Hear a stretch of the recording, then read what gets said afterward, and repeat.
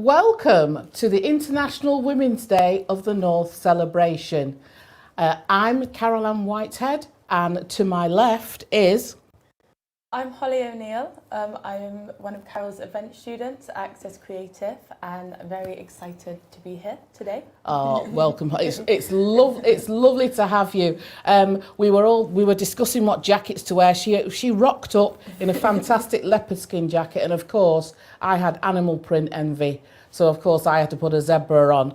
So welcome to International Women's Day celebration of the North. We've got a fantastic show lined up. It's going to be fast-paced, lots of energy. Now, let me tell you something. Yes, we're coming slightly out of lockdown. We're easing out of lockdown, but we still had to do a virtual show. But last year, we didn't. We missed the first lockdown by a hair's breadth. And I'm on the Manchester City Council committee and steering group for International Women's Day, and the event last year was really well attended. Let's have a look at what happened last year.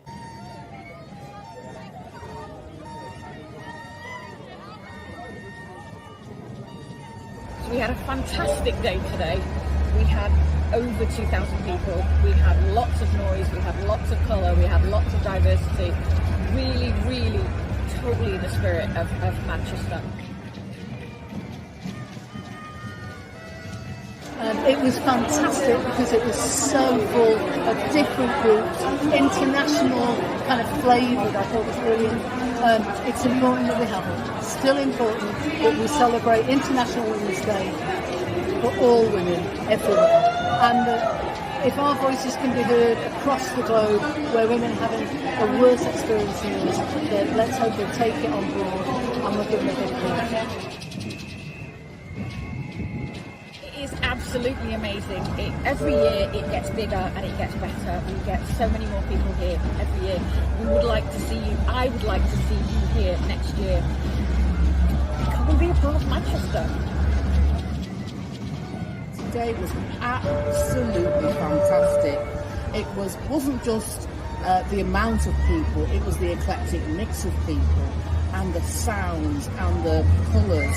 It was just beautiful today. I'm here today in Central Library where we've got absolutely fantastic performances on, where we're all winding down after our fantastic walk for women, where we had thousands of people walking the streets and celebrating women in Manchester. So I don't know what date it's going to be next year, but if it's on the Saturday, that will be Saturday the 6th of March, and we'll be doing it all again, and looking forward to seeing everyone. Put that date in your diary. I want to see you. I've got my other purple braids ready to go.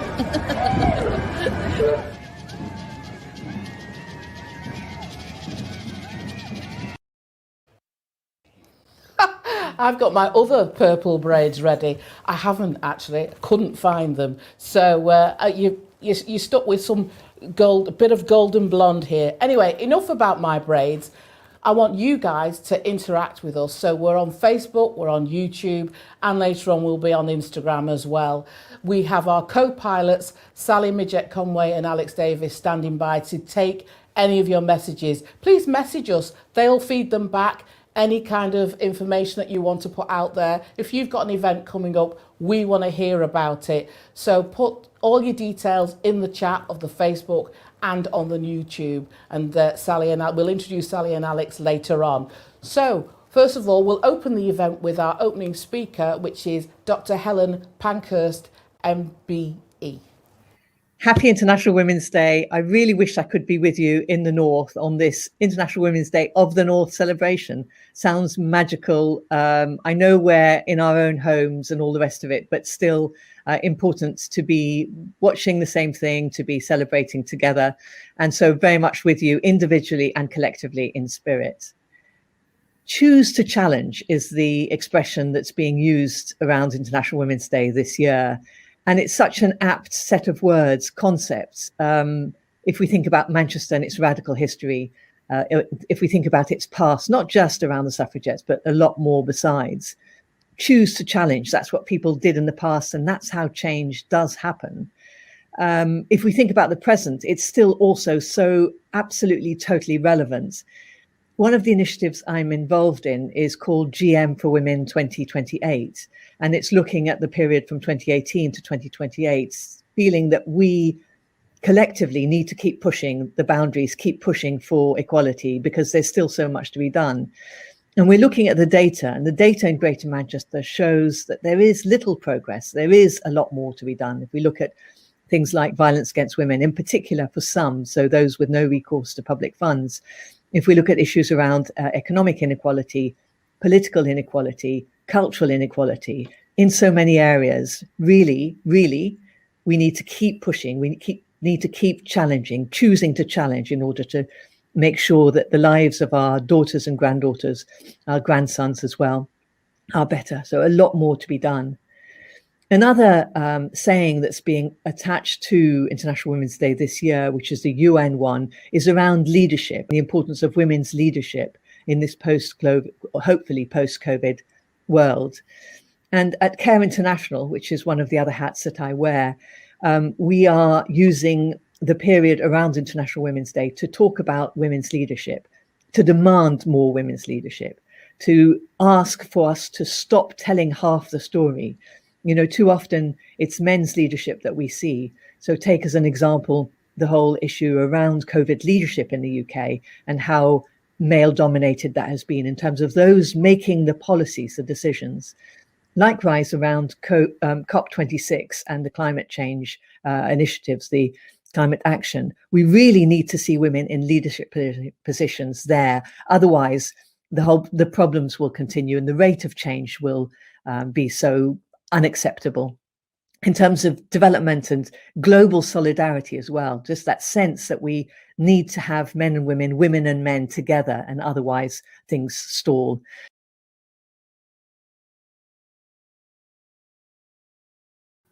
So, International Women's Day 2021, choose to challenge, look at the issue of leadership. Who are the leaders around us? Make sure that we're campaigning for equality. We owe it. In Manchester, we owe it to those who've campaigned in the past to be part of a future of campaigning. Join us, and happy International Women's Day. Oh, thank you so much, Helen. Yes, we must keep campaigning. Holly, who have we got next? Next up, we have Emma Mole joining us. Are you in the green room, Emma? I am. Can you hear me? Yeah, we can. Oh, you're looking wonderful in your green room with all your stuff around you. Thanks so much. Thank you, Carol. I am. I'm in my happy place. Okay, Emma, for people who don't know you, because Emma Mole is a singer-songwriter and she's also an activist. Tell us a little bit about yourself so that the viewers can actually know a little bit about you. Right, so I was born and bred in Manchester, various places. As you said, I'm a singer-songwriter and an activist against violence against women primarily, but yeah, for equality for women. And yeah, I don't know what else to say really. I mean, there's not much more I've got children and I'm minded half the time, and lockdown's fried my head having to homeschool 2 children. So yeah, how are you coping with the homeschooling? The nervous, the laughter. It was hell. It was hell, but we've done it. I mean, both of mine go back on Monday, so I'm really chuffed about that. And I can actually try and get back to work and get some rest, because it's just been trying to work, homeschool, and amongst lots of other things, it's been really demanding. I think even speaking about that, it's funny because I think it has fallen on women, and we've been expected to take care of our kids because obviously that's what we do. But there is always that expectation that does just land on the mum, and that's been really, really taxing mentally, physically, spiritually, emotionally. It's like really hard. Financially, it's really impacted me. And as a musician, I can't complain because I am really grateful that we're fortunate in a place that we've been okay. But I have lost all my income, and as a woman, doing what I do already without COVID, I rely on bookings and other women, you know, supporting my work. So yeah, it's hit women hard, I think. I know it's hit everybody, but especially women. It's most really definitely hard. and it's International Women's Day weekend, and we have to sort of highlight that as well anyway, and thank you for sort of bringing that up.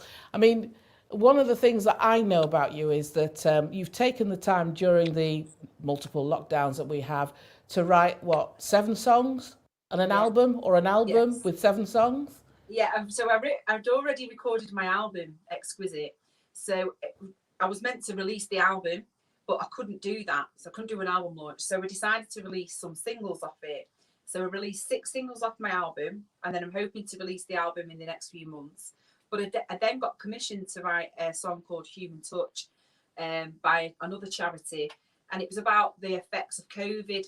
And so that was my 7th single. So I was releasing singles every month almost through lockdowns, and you know, so that was really nice. It was really, really like full on. It was exhausting, but it was rewarding, and it made me feel like it kept me sane. I was like, I didn't just lose myself completely.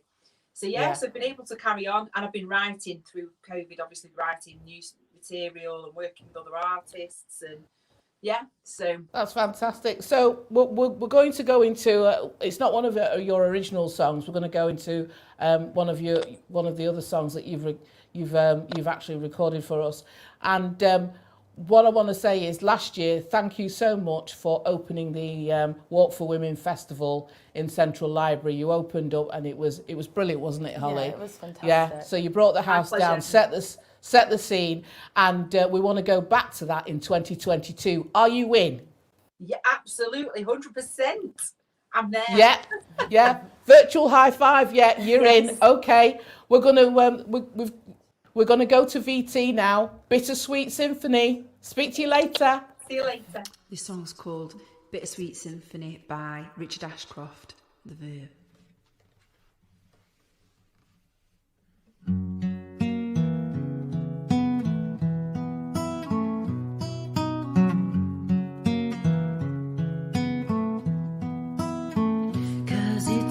Bittersweet symphony, this life. Try to make ends meet. You're a slave.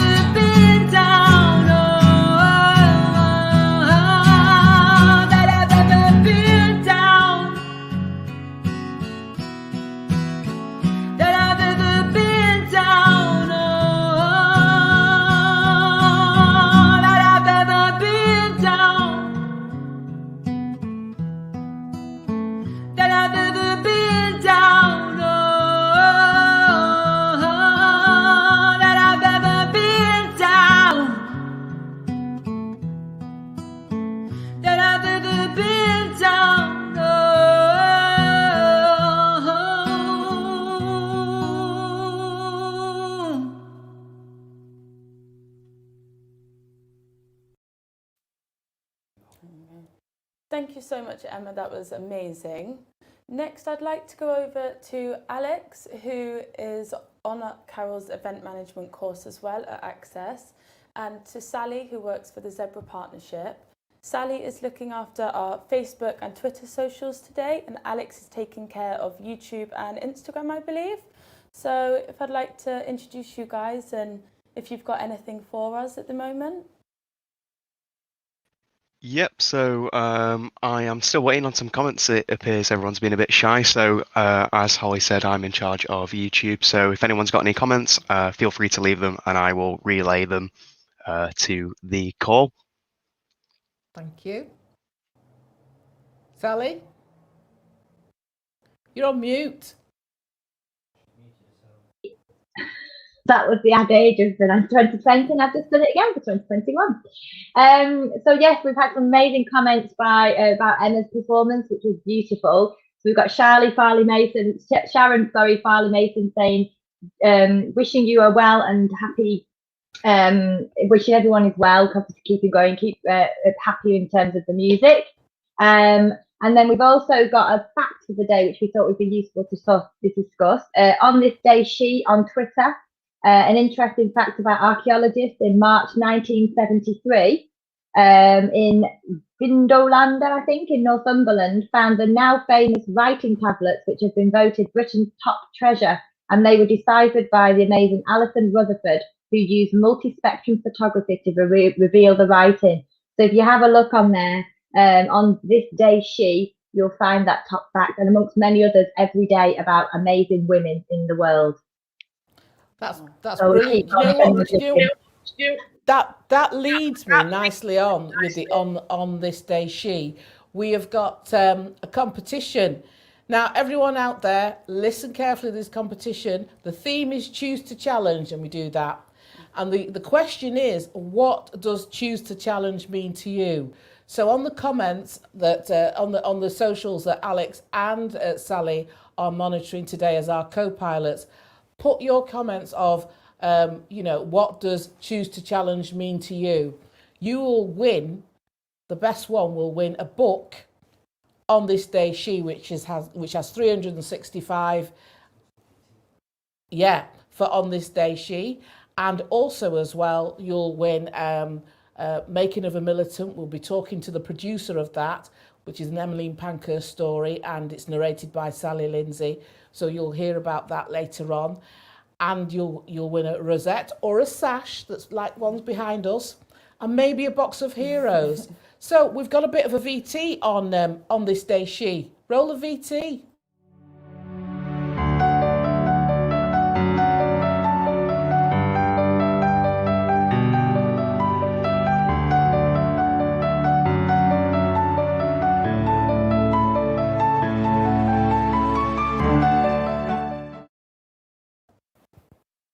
Okay, so thank you very much to our co-pilots. We'll be back to them throughout the show. The next little clip that we're going to show is basically from Jolie Braley from Pregnant Then Screwed. Ooh, careful.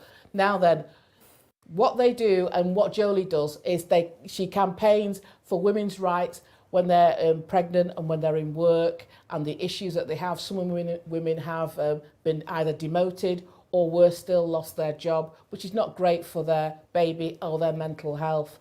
And one of the things I champion is obviously women that have gone by. Women have done fantastic things and actually paved the way going forward. But there are women right here, right now, living and breathing, that are doing some fantastic things. And one of them is Jolie Braley. Can we play that VT? Now then, children, are you sitting comfortably? Then we'll begin. Once upon a time, there was a talented and ambitious woman who had spent years working so very, very hard to achieve all of her career dreams. Until one day she met a handsome prince, and they decided they would like to start a family. She believed they would live happily ever after, with both of them able to achieve their dreams whilst giving their children all the love and care that they could muster. But when the woman became a mummy, she quickly realised that the whole system was set up to totally screw her. In the 21st century, women are still being discriminated against simply for becoming pregnant. Up to 1 in 10 women are finding no option but to leave work. A survey by Pregnant Then Screwed shows that 71% of women trying to return to work cannot because of childcare. They demoted me when I came back from maternity. I've been well and truly screwed. There's no shying away from this issue. So can the Minister set out exactly what he's going to do to protect and defend those women from redundancy and discrimination in the workplace?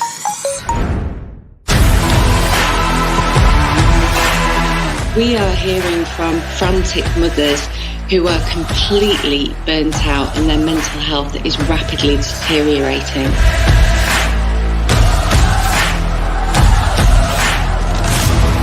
And that, children, is why us mothers have had enough.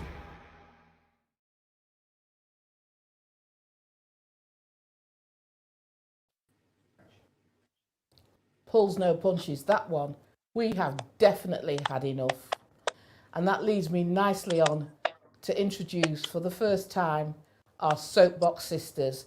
We're going to have this as one of the regular things, actually. And our Soapbox sisters, our guest host and facilitator of Soapbox Sisters is Claire Marie Boggiano. Are you in the green room?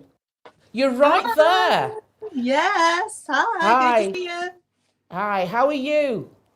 Very good. Very excited. What a fabulous day. So already today I have been at TEDx, a University of Salford conference. I also was on the Manchester City Council International Women's Day event that streamed at 12 noon, and now I'm here. It's a fabulous start to International Women's Weekend. It most definitely is. So we've let me pull in your other panel members and guests. So we've got Abba Graham, Community Champion Stockport. Afternoon, Abba. Good afternoon. How is everybody? You're obviously on the move. You're on the move, aren't you? You know me, I'm always on the move. Yeah, I'm actually doing cultural food bank this today. And so basically we've got a lot of ladies at the back there doing their thing, and it's all women. Can you believe it? It's all women. Yeah, I can do. I can. Yeah. And then who else? Oh, Councillor Eve Holt. Woohoo! Councillor Eve Holt, how are you doing? Good, thank you. Great to be here. Fantastic. Fired up. Right, fantastic. Now then, I know that one or two others were quite busy. Is Laura Hepburn on? Max Ewell? See if Max can get there. Right, well, I'm going to leave it with you, Claire Marie. You talk to your ladies. Yeah, so great to see you this afternoon, girls. How are you doing? How are you geared up for International Women's Month now we're in? Abba, tell us a bit more about what you're doing there. You say you have a lot of women in the background doing lots of stuff. Yes, indeed. So basically, it's just amazing how it's always the women come forward, and I'm just so proud we're speaking about International Women's Day as we speak right now. And what we're doing today is actually sharing parcels, and it is a food bank parcels to, but a culturally appropriate one to families, around about 40 to 50 families today. Wow. And when you say culturally appropriate, what sort of things do you have to take into consideration? Okay, so we need to take into consideration things around the country of origin, because we really believe that food and well-being actually works together. So people might not have money, they're struggling and so forth and so on, but however, the food creates their mental well-being to some extent. So we make sure that we've got Caribbean families, so we'll put things like ackee and saltfish. We've got families from the east in terms of Congo and places like that. We'll put things like maize meal. And we've got families from the west. We'll put things around like yam and so forth and so on. Oh, sounds delicious. I think I'm getting hungry now, actually, now that you're talking about that. Eve, welcome. Tell us about your day today so far. Yeah, so I'm sat here in my pod today, and lots going on for International Women's Day. But I'm very conscious, as we heard then, of just all the women has been described so beautifully that are out there right now, as ever, really, with their sleeves rolled up, making a difference in our communities. And I think that's just what we've seen, haven't we, in such such a massive, phenomenal effort over the last year. But to be honest, that's reflected every day of every year. That's our experience. So it's great here to be here and just to celebrate that and shine a light on all those amazing women and what they're doing. Yeah. And have you been involved in any other specific events this weekend? So I was invited to actually share another poem yesterday at the Trade Unions Conference.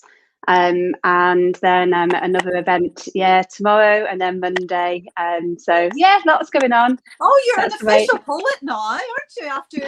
Because I think we should tell everyone what happened. It was at the GM for Women event on the 6th of February. So that's only a month ago. So tell us a bit what happened about your poem. So I think it was Helen Pankhurst had suggested the great idea that we should bring poetry to the event, a bit of creativity.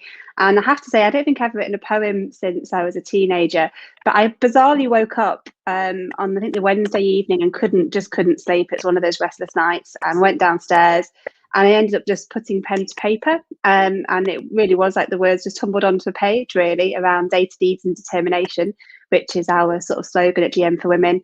So I thought I'll have the courage, and it was at about 3 a.m. I think I shared it on Twitter. I thought if I just share it now, it's done, and then I won't wake up in the light of day and back out of it, really. So I shared it then, and immediately had a nice response. So I did submit it on Caroline's ask, and was then surprised to find it win on the day. So I then got the chance to read it to the audience at the GM for Women event. And to be honest, it's been really liberating, because since then I've written a number of poems and have what were otherwise going to be talks at a number of conferences. Instead, I've turned them into poems, which has been far more fun.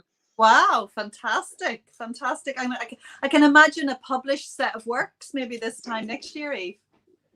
Well, you always like to raise the bar, don't you, Marie? We shall see. I can feel it. Oh, great.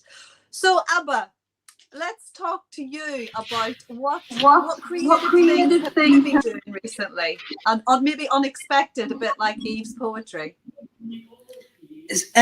Please just say that again. It's a little bit noisy around my way, so just please say that again. Yeah. Can you tell us any creative, maybe unexpected things you've been up to recently, a bit like Eve's poetry? Oh gosh, yeah, so much, because I've recently been made, I've been accepted on the panel of the race equality panel for GMCA. So there's a lot of work coming through that, looking at race equality in its in every single form, and looking at how we can actually work with the public organizations and local communities to really redress the issues around structural and systemic racism. So that was one of the biggest things I've done in the recent times. And that's fantastic to know that you're in there, Abba, because you have so much experience in your local area of tackling these things. Do you want to give us some examples of other things that you do, particularly in Stockport?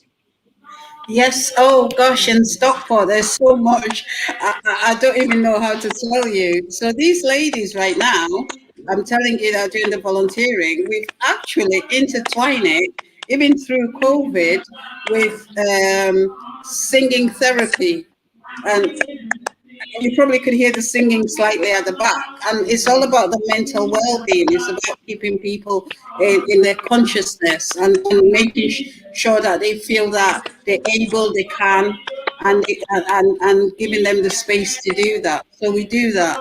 And then the other things that I've been involved in is really looking at the local context. So we did a survey recently around the COVID experience of ethnic diverse communities within the locality, because I think there's the Greater Manchester footprint, but certainly there's also the localities which really needs to develop itself. From a woman context, the women themselves have just set up African Women's Network in locally here, but then I'm working with the local authority and the representative member from GMCA Women and Girl to set up a women's network, because Stockport does not have a women's network. And I think that's going to be crucial in terms of how we develop the gender-specific initiatives like employment, like also enterprise, and so forth and so on. Yeah, and that's great that you're connecting those networks. I mean, that is the power of networks, isn't it? That you can connect them together and really leverage off a whole at a systemic level. Eve, you've had a little bit of involvement with the Women and Girls panel. Can you tell us a bit more about that, actually? Yeah, so it's great to hear, Abba, that you're on the race panel, because I think it's so important, everything you're describing there, about how we make sure that our policies in Greater Manchester and our actions are absolutely relevant to everybody in all their diversity and are really rooted in our communities, and they're really working alongside people to do that. So for those reasons, really, I've been advocating for the last few years that we have the Women and Girls panel and also the race panel. Not because I think they're necessarily the perfect model in the long term, but because without them, we haven't got that connectivity that you described there and those voices and the advocacy. Because what we know is that currently, when you look at representation in Greater Manchester, as the same for the rest of the UK and for large parts of the world, some groups are absolutely massively underrepresented, and that includes women. It particularly includes women of colour. It includes disabled women. And at the minute, you therefore have to create spaces like that would very intentionally enable those voices to be heard and provide that accountability and those networks that you're doing there to make sure that things like, you know, as you described at the beginning, that food and we, you know, that is a culturally appropriate stuff that people can eat and that people have, you know, a choice over their day to day, the little things that are so important that many of us take for granted. And easily, if you don't have those relationships and that insight and knowledge, then, you know, what we have seen is that lots of food was delivered to people, you know, without intent, that wasn't actually culturally appropriate at all. Because if you've got people in rooms that don't realise that and don't have those connections, they don't understand and they're not thinking about it. So, yeah, it's really good and it's great to know that you're there, Abba. And, you know, I know that I've heard from a number of people on the Women and Girls panel who similarly have said that they feel really pleased that it's a really diverse group of people with great perspectives, who are really helping to challenge and shift the dial in Greater Manchester, make it a great place for everyone. Yeah, sterling job. Can I bring in another soapbox sister? I thought I'd bring in her early because I think she could add quite a lot to this discussion. Caroline Roberts Cherry, are you able to join the Soapbox Sisters discussion? Yes, if you'll have me. Thank you very much. Yes. Claire Marie, do you want to do Caroline's introduction, who she is? Oh, this is a big one. So Caroline is the energy and the brains and the inspiration behind many different TV and film productions.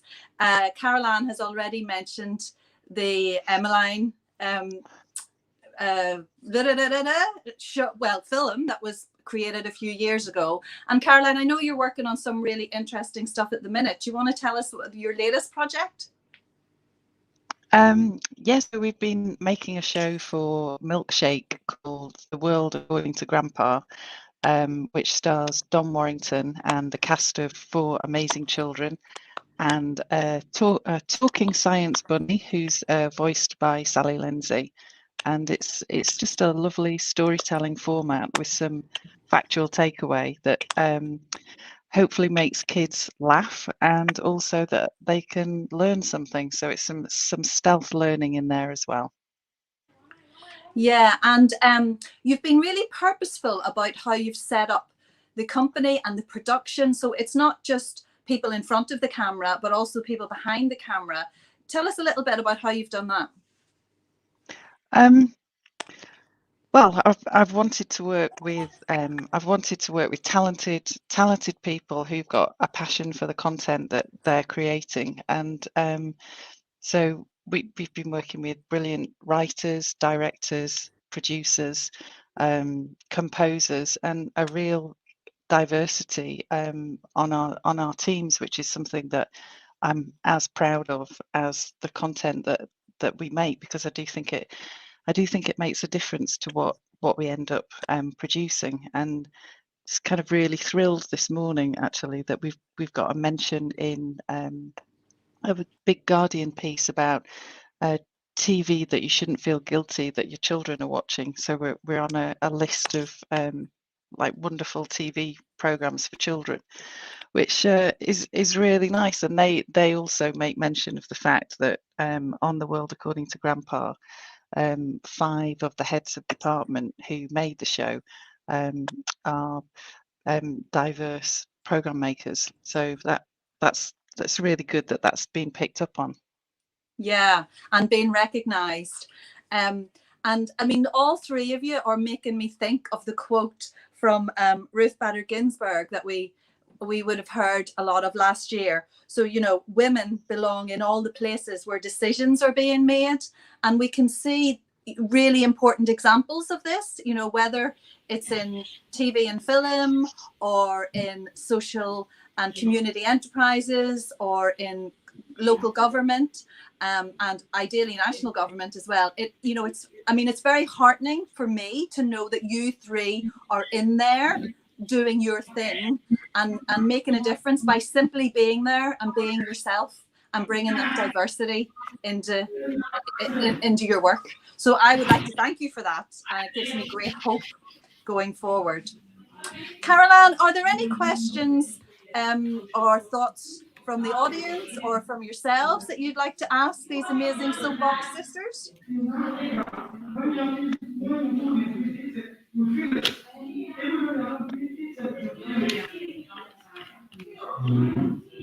We can't hear you, Carol. Yeah, so I'm not hearing that.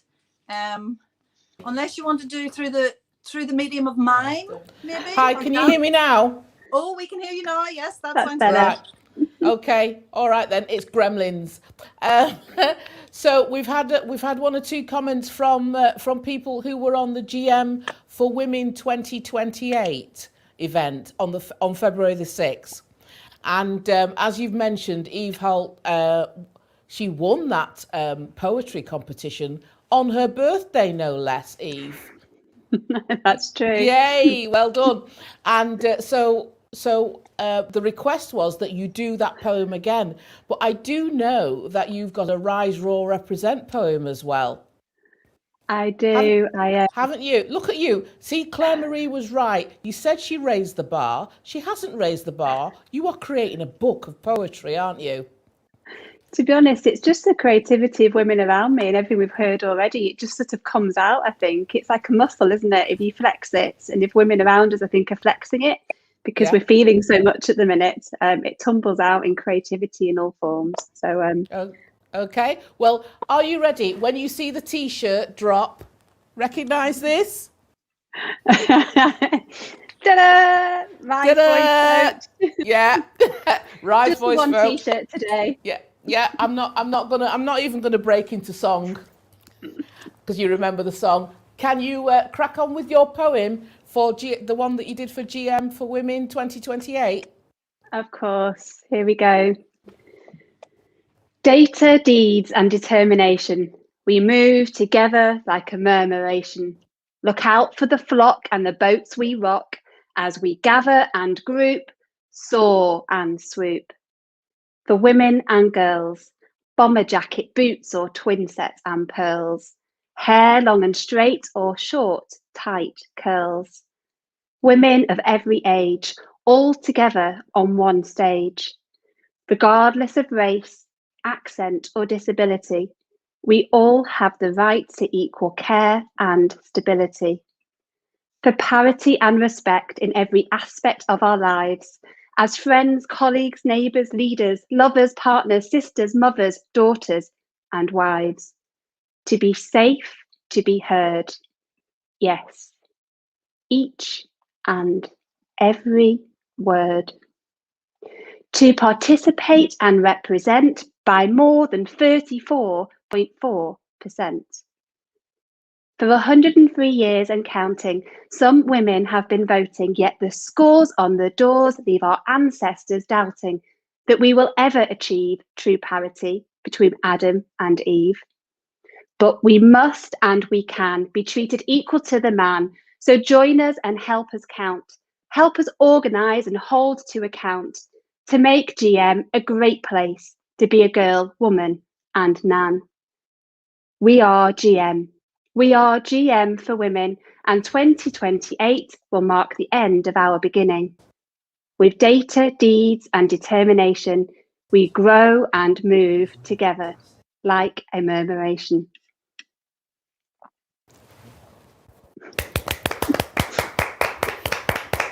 Thank you, sisters. Yep, Soapbox Sisters, fantastic. Right, well done. That was fantastic. Thanks, Eve. Are the other Soapbox Sisters there? There they are. Caroline, how are you, my dear?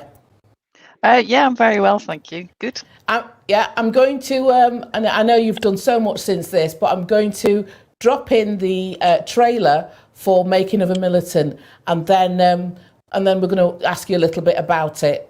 Yeah? Sure. Yeah. Okay. Roll VT. I'm Sally Lindsay, and as we celebrate 100 years since women finally got the vote that they fought and they died for, I want to find out the true, gritty Mancunian story, the blood, sweat and tears behind this mythical figure. The loves, the losses, the political passions, the family tragedies that turn this woman into the leader of an army of women. This is the story of Emmeline Pankhurst, the making of a militant.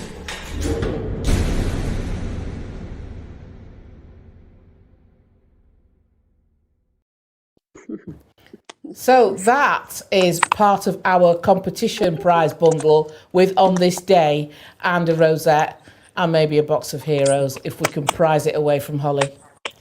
Can't make any promises with the Let's go over to Caroline. Caroline, tell us what inspired you to actually create this and put this together.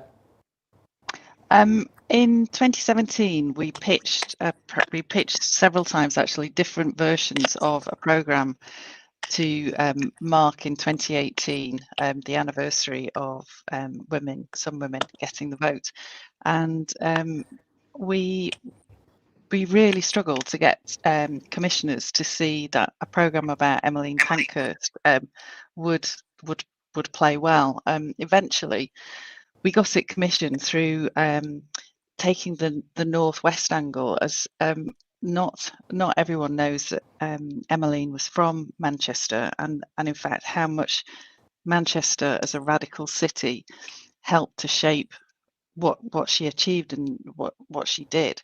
So it was originally a BBC Northwest commission. So we made the show for BBC One, went out in the Northwest. Then it went out on BBC Four, which was great.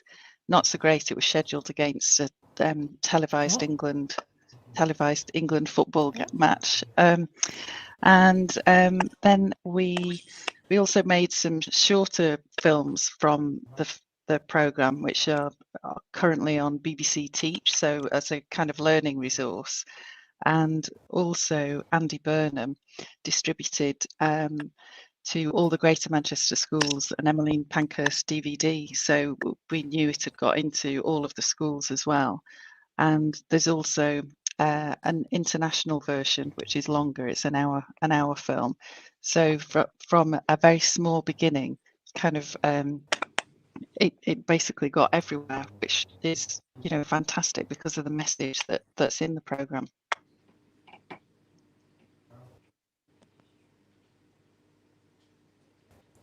Caroline, are you there? Yep, I'm here. Yeah, okay. It just seemed like you're frozen then. Thank you for that. So it's great that they're using it in some of the lessons as well and some of the teachings. Have you seen what's been going on with that, with the film? Yeah, so it's been currently promoted by the BBC. The fact that it's there as a learning resource, which is great. So although it's 3 years since we made it, it has had and continues to have a life and a relevance, which is what you really hope for when you make a programme. So yeah. That's fantastic. Thank you for sharing that. So we're going to wrap up Soapbox Sisters. Claire Marie. Yay! Yes. This has come round. This has come round quick. We went in and then we're kind of dipping out. Eve, later on, would you be able to do your poem later on? Of course, for you, Carol, anything. Oh, who dare right. say no to you? Tell me the time Right and the place, answer. and I'll be there. Right answer. Well, I'm going to give you a time, and what time is it now? Let's look at the time, because we're live, aren't we? Yeah, so in about an hour, if you come back to the green room, yeah, See you here and in then an hour. and you can do your Rise, Roar, Represent poem. Okay. Which will be fantastic. So we Only do as that, long as you join in, Carol. That's the deal. Do I have to dance?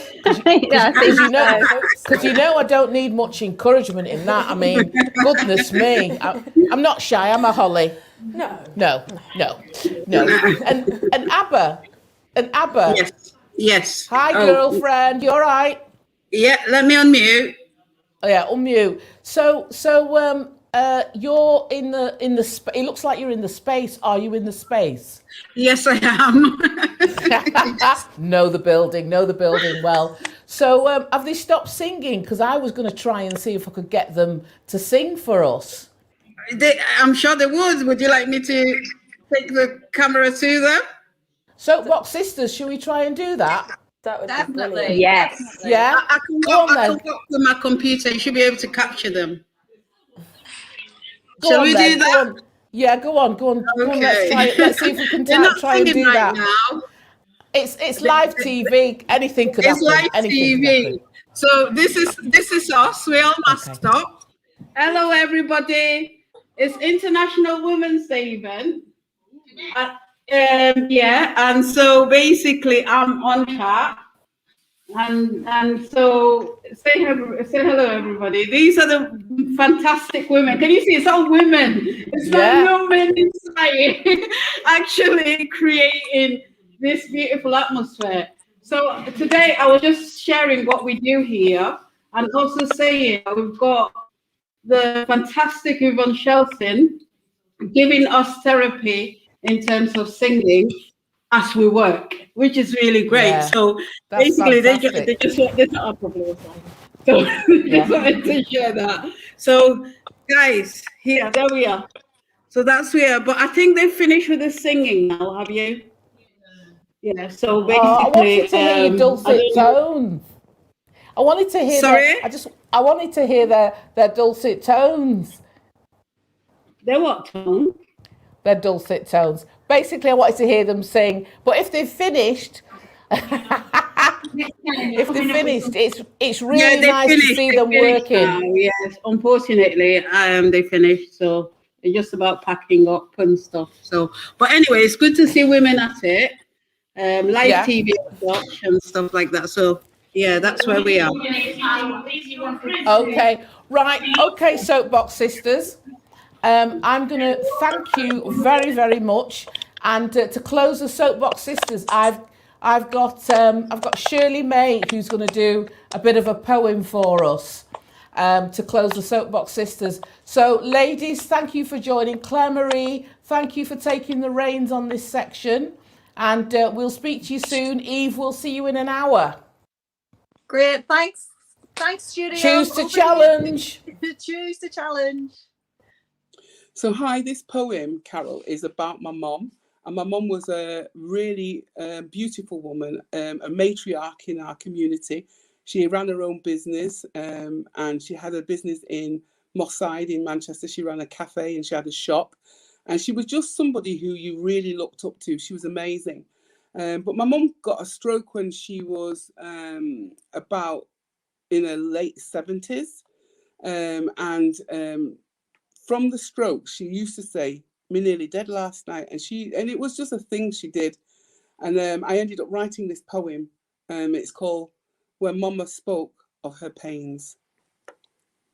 I called at Mama's last night to put my mind to rest before I went home to sleep. She was awake, restless. As I washed her face with a warm flannel, she said, "Me nearly dead last night, don't you care? Me nearly dead last night, don't you? Don't you care? You were not there. The Grim Reaper came. Me have to run him out of town. Me not ready for wear no heavenly crown. Me not ready for going down. Me not really ready for going down. I nearly dead last night, but had to stick around. Me not ready for wear no dead man crown. No dead man crown, no dead man crown. Oh, glory come, but just not now. Me nearly dead last night. And you never ask how or why. You come at my house, just a sit down and cry. You feel tell me all for your troubles and trials. But when me try to tell you mine, you always have no time. You never came to stay, is what you always say. Pickney, stop holding me hand. Listen and hear, just let me share. That life no sweet now. Me feel me heartstring a go broke. And me belly, well it always a jump up. Me in a pain and last night, in this your bed, the sweat poured down from me head. I nearly call on the Lord, take me now. Me nearly dead last night, but suddenly it came to me. Me not ready. You can't have me. I'm not going for no heavenly blues or angelic wings or choir to sing. If truth be known, I have people to see from Maebh to Spanish Town. Go on then, keep holding me hand. I got 6 picnic for feed, Caribbean meals on wheels for cuss. But me no cuss Miss Thomas, she always look about me. No heavenly bound bus, no pearly gates to see. I want to stay a little longer, just paying free. No rain, please, no suss upon me. No suss upon me. Keep holding my hand. So death, see me here? You just can't have me. So death, see me here? You just can't have me. I placed her in her bed. I drove home with the wipers on.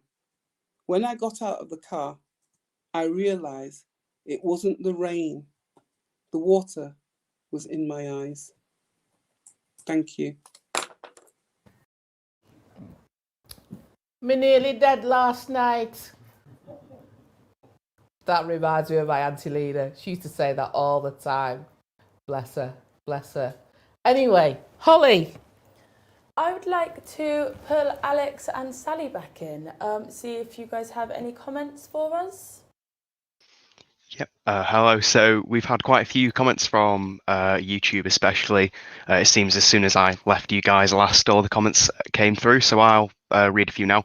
So Lady Sharon Farley Mason from Glamsticks has said, "What a great lineup we have." Heather Waters says it's really interesting to hear of new groups being set up in Stockport to support women. Sally Hobbs has said, "Hello, wonderful women. This is so great to see. Great to hear your ideas about the Stockport's women panel. I think the women and girls panel in Greater Manchester is incredibly helpful and needed." Then going on to Lady Sharon again, saying fantastic poem. Jane Thornley also saying how much of a good poem it is. And then Claire Trevino saying, "I'm watching this with my 8-year-old daughter. Great content, everyone. Sally Hobbs again saying, Queen Bee coaching at the Pankhurst is making a difference to Greater Manchester women to take a lead in our world, free from great coaches. We want more diverse coaches and clients, build race and sex equality. And then going on again to Heather Waters saying, happy to look at getting involved with bee coaching, Sally Hobbs. And then Claire Trevino again saying, love Shirley May. That's fantastic.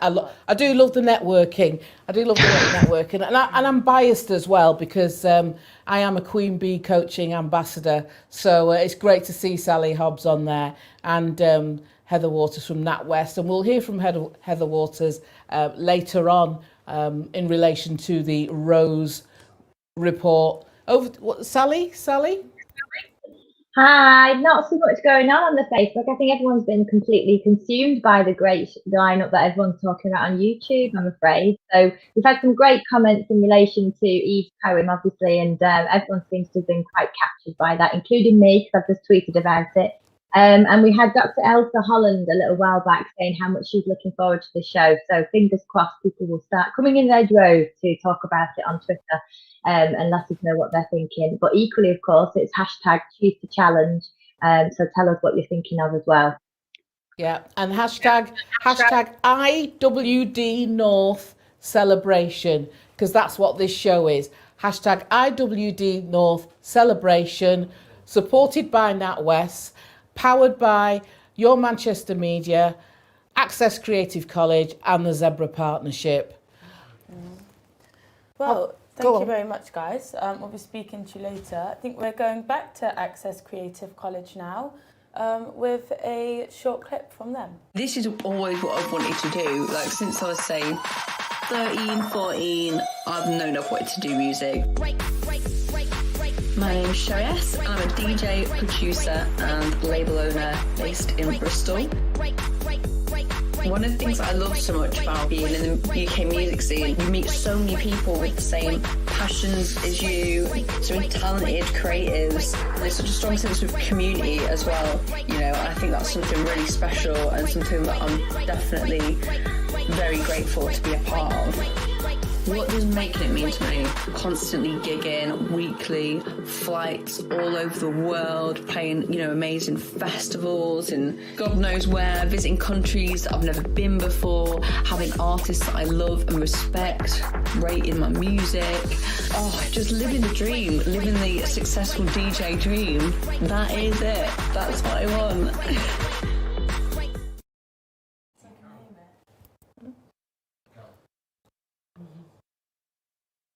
I've got a TARDIS in my house. And this is true, I have got a TARDIS in my house.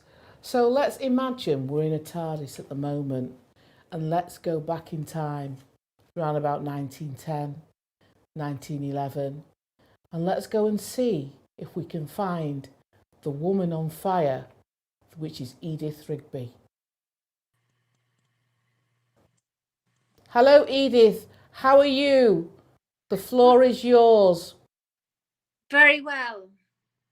In Preston, I try to start a branch of the Women's Social and Political Union, the WASPaloo for short. I call on women of deep metal and great heart. Yet, in meetings at my home, unprogressive little Preston trembles. Women blanch in horror. Mrs. Rigby, you move a deal too fast. You're asking us to court imprisonment. As if I'd asked each one to sell her soul. I have, for I'll ask no less than the shedding of our blood along this twisting path into the light. No, they need to be cajoled and reassured. I must present unpleasant danger as honour. I must lead by example in the fray. These women are pure spun gold, outshine the leaden souls of Winkley Square. I call them social meetings now. With coffee, cakes and cigarettes, I ban discussion of the suffrage cause. We must become as friends. Talk of husbands, not of politics, of children, not of protest or of prison. We weave steel woman bonds. Friendship shackled, we are sisters now, each heart bound to each. I set positive examples. February 9th, 1907, 5:30 a.m. A train to London and torrential rain. A last-ditch protest using peaceful means before the state opening of Parliament. Hold that train! Hyde Park by 2 p.m. The Mud March. 3,000 women trudged through mud to Westminster. Titled women, labouring girls, students, women of the arts, led by Mrs. Fawcett's suffragists. They don't condone we militants, but peaceful protest seeking mass support. The English weather throws its weight against us. Bone-soaked feet squelch, we march, chanting, singing, banners flutter, spectators line the muddy streets, the sight of us a spectacle. Men's clubs empty, traffic halts, men jeering, laughing, heckling. Oi, darling, do you wish you was a man? No. Do you? At Exeter Hall, the suffragists condemn militant action. My heart sinks like a feet in mud, cries deeds, not words. I stay in London with a suffragette, meet Emily Wilding Davison, once a member of the Young Hot Bloods, dangerous women under 30, undertaking extreme danger duties, arson, bombings, physical attacks. Hot as blood is Emily. Fiery redhead, lone wolf fighter, arsonist, jailed 9 times, force fed 49. 10,000 Emilys, we would win our war tomorrow, fearless, an example to us all. I am fearful of prison, Miss Davison, I say. She seems distant, in a cloud of herself. Emerald eyes gaze into mine. A Mona Lisa smile half lights her face. Be brave, Mrs. Rigby, for we are all Joan of Arc. Do you not know that? Rebellion against tyrants is obedience to God. Love this movement, Edith. Live for it, die for it. It is women's only cause and it is just. Remember that. Victory at any cost.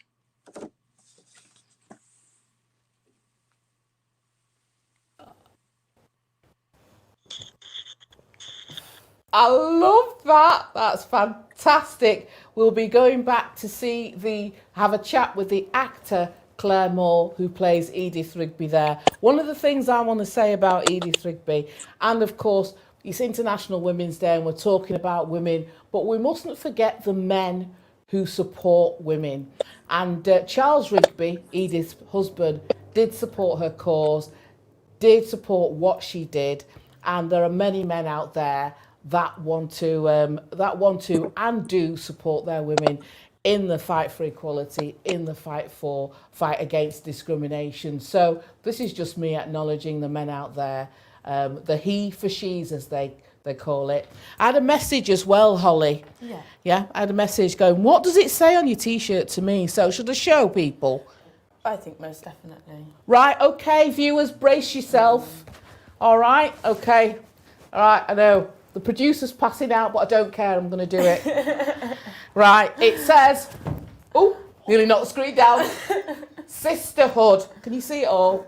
Sisterhood. I think it's all right. I'll stop doing that now because that's going to... I've just had a message in my ear. We saw it from Mars. Yeah? So there is life. There's life on another planet. Right, okay, we're losing the plot now. We are losing the plot. I won't do it again because that's shocked everybody. Oh, the chat's gone nuts.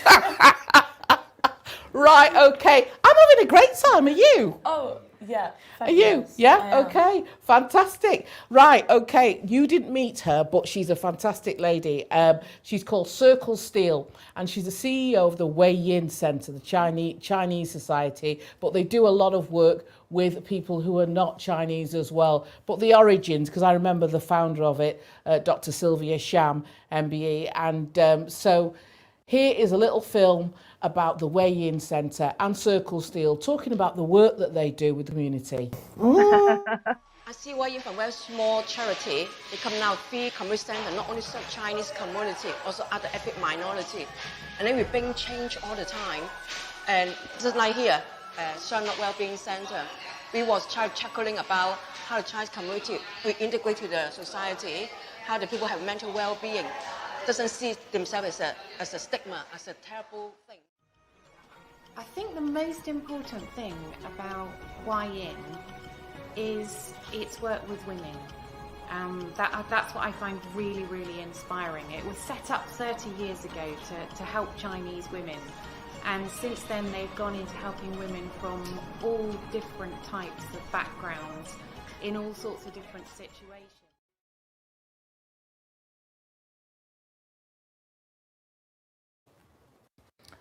They do some fantastic things there. One of the workshops I love is their Tea and Confidence, and they have sort of different speakers that go there. So if you want to support the Wei Yin Centre, just have a look, just Google Wei Yin and show your support in some of the activities that they do. Okay, so we're here at Your Manchester Media Limited, and it's our broadcasting partners. Thank you for having us. And you can actually hire the studio, or you can actually be part of the show or sponsor the show. And we've got a little VT about what they do. They've sent a message, and thank you very much for sending that message. We're going through an unprecedented time. The world may be changing, but we are coming through this. We are your Manchester. We're Manchester's #1 chat show, and our chosen topic is always you. We specialise in a unique form of sponsorship and advertising that brings your brand to the forefront of conversation, both in Manchester and its surrounding areas. Your Manchester is returning, so get involved, become a sponsor or an advertising partner. We are coming through this. We are your Manchester. Right, we have got one of my students ready and raring to go in the green room. Holly, are you going to give her a shout? Yes, of course. So I'm welcoming Mackenzie Ryan. And Mackenzie is a Year 2 vocal artist at Manchester campus. Mackenzie Ryan did the United Nations event with us. And I'll hand you over, but I can't wait to hear what you've got for us. Right, well, before you start speaking, lady, can I just say, you know that's my favourite colour. I know, That just for you, just for you. I even did it again, just for you. Oh, you superstar. I can't wait to see you on Monday. Can't wait to see you on Monday in class. Okay, right, are you going to crack on, my sweet? I am. I've got a song for you today. I've got an original song first. So this song I wrote in the first lockdown, and it's about domestic violence and women that go through domestic violence and feel like they're a bit stuck with it. So I feel like that's very fitting for today. So so this is a song I wrote called Rubber Band. Enjoy. Maybe I should stay right here with you, even after all you put me through. I don't say much, you never want me to, but I won't say much, even after you hit me, knock me down again. Tell me I'm not your friend, I will stay here forever, no right to the end. Tell me that you want more, well, I tell you that I adore you, and I will promise that I'll never want more. You tie your rubber band around my neck so tight, if I wander off, you can pull me back into your side. You tie your rubber band around my neck so tight, you can stop me from being saved in the middle of the night. You tie your rubber band around my neck so tight, I'm tired of suffocating every day with panic and fright. So hit me, knock me down again. Tell me I'm not your friend, I will stay here forever, no right to the end. Tell me that you want more. I tell you that I adore you, and I will promise that I'll never want more. Maybe this time this rubber band will break. Maybe this time I've taken more than I can take. Maybe this time I won't hide this broken smile. Maybe this time I won't sit back while you hit me, knock me down again. Tell me I'm not forever, no right to the end. Tell me that you want more. I tell you that I adore you, and I will promise that I'll never want more. You tie your rubber band around my neck so tight, if I wander off, you can pull me back into your side. There we go.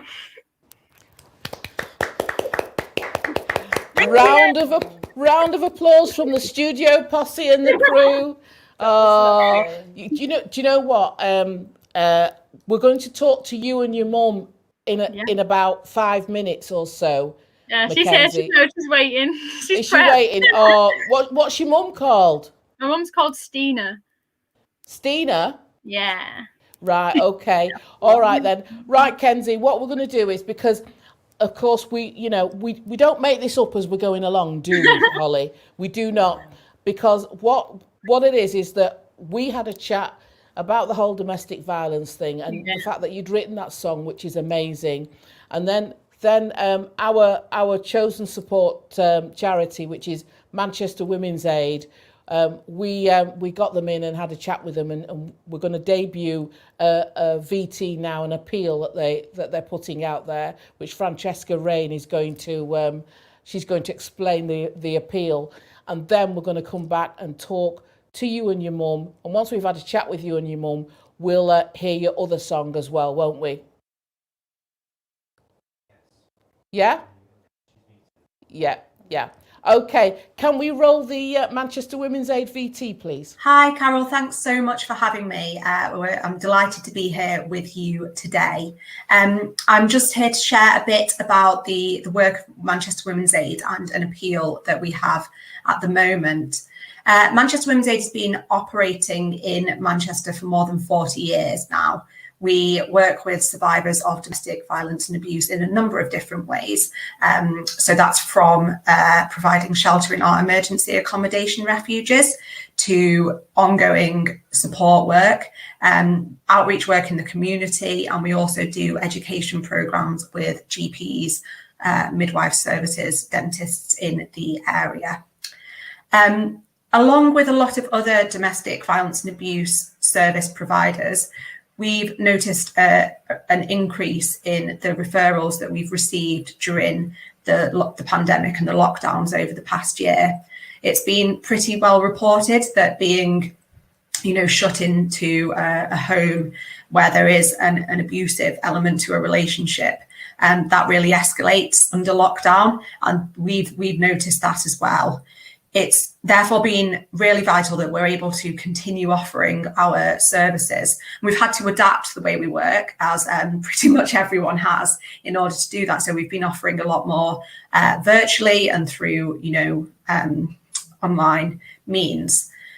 One thing that we really noticed in the first lockdown that we needed to do was continue to allow families of women who were ready to move on from our refuges to do so. Partly because of the way we operate in a very holistic way. And when a woman or a family has been working towards that point of moving on from refuge and, going on to build their life independently, to have that taken away at a late stage is psychologically very difficult.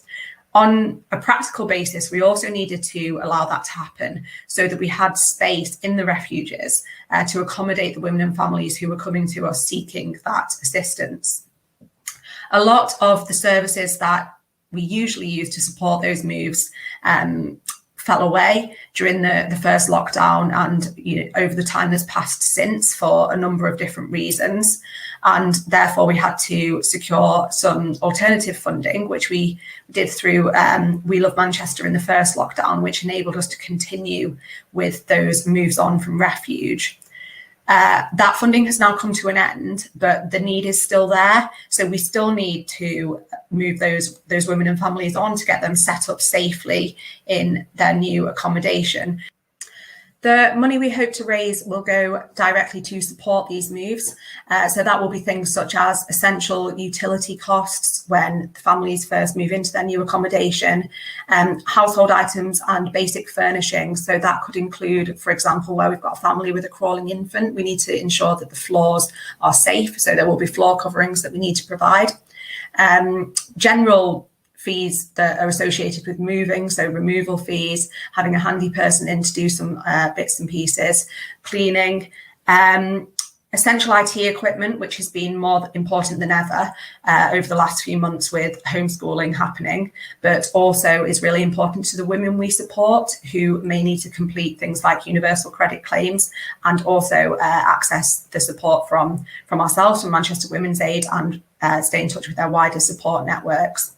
And also enables us to provide basic starter packs. So that's things like toiletries, shampoo, conditioner, toothpaste, some tea bags, things like that, basic items, so that when the families either move into their new accommodation or come and join us in refuge, they're not immediately having to rush out and buy all those things, and they can take a bit of time to adjust to their new situation and get comfortable. The details of how you can help us will be on the screen, and we will be so grateful for any support that we receive. Thank you very much.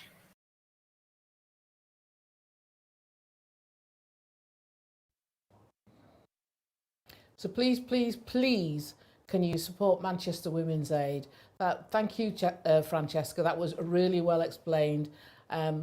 Please share this information out, and if you can support them.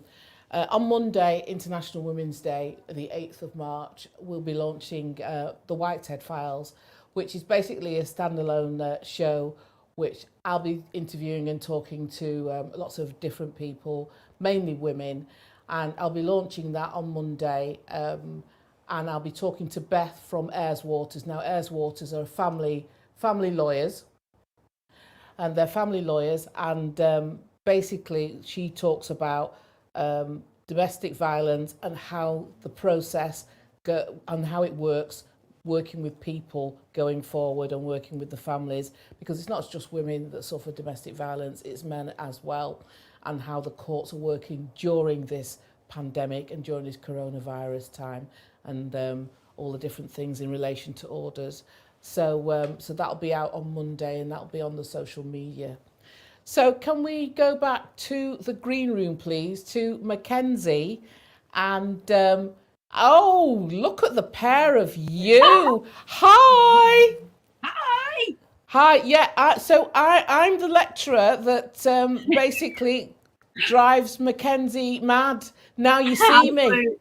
Favourites, Carol. I've heard so much about you. She comes back and says, Mum, you would love Carol. She's your type of person. So oh, nice.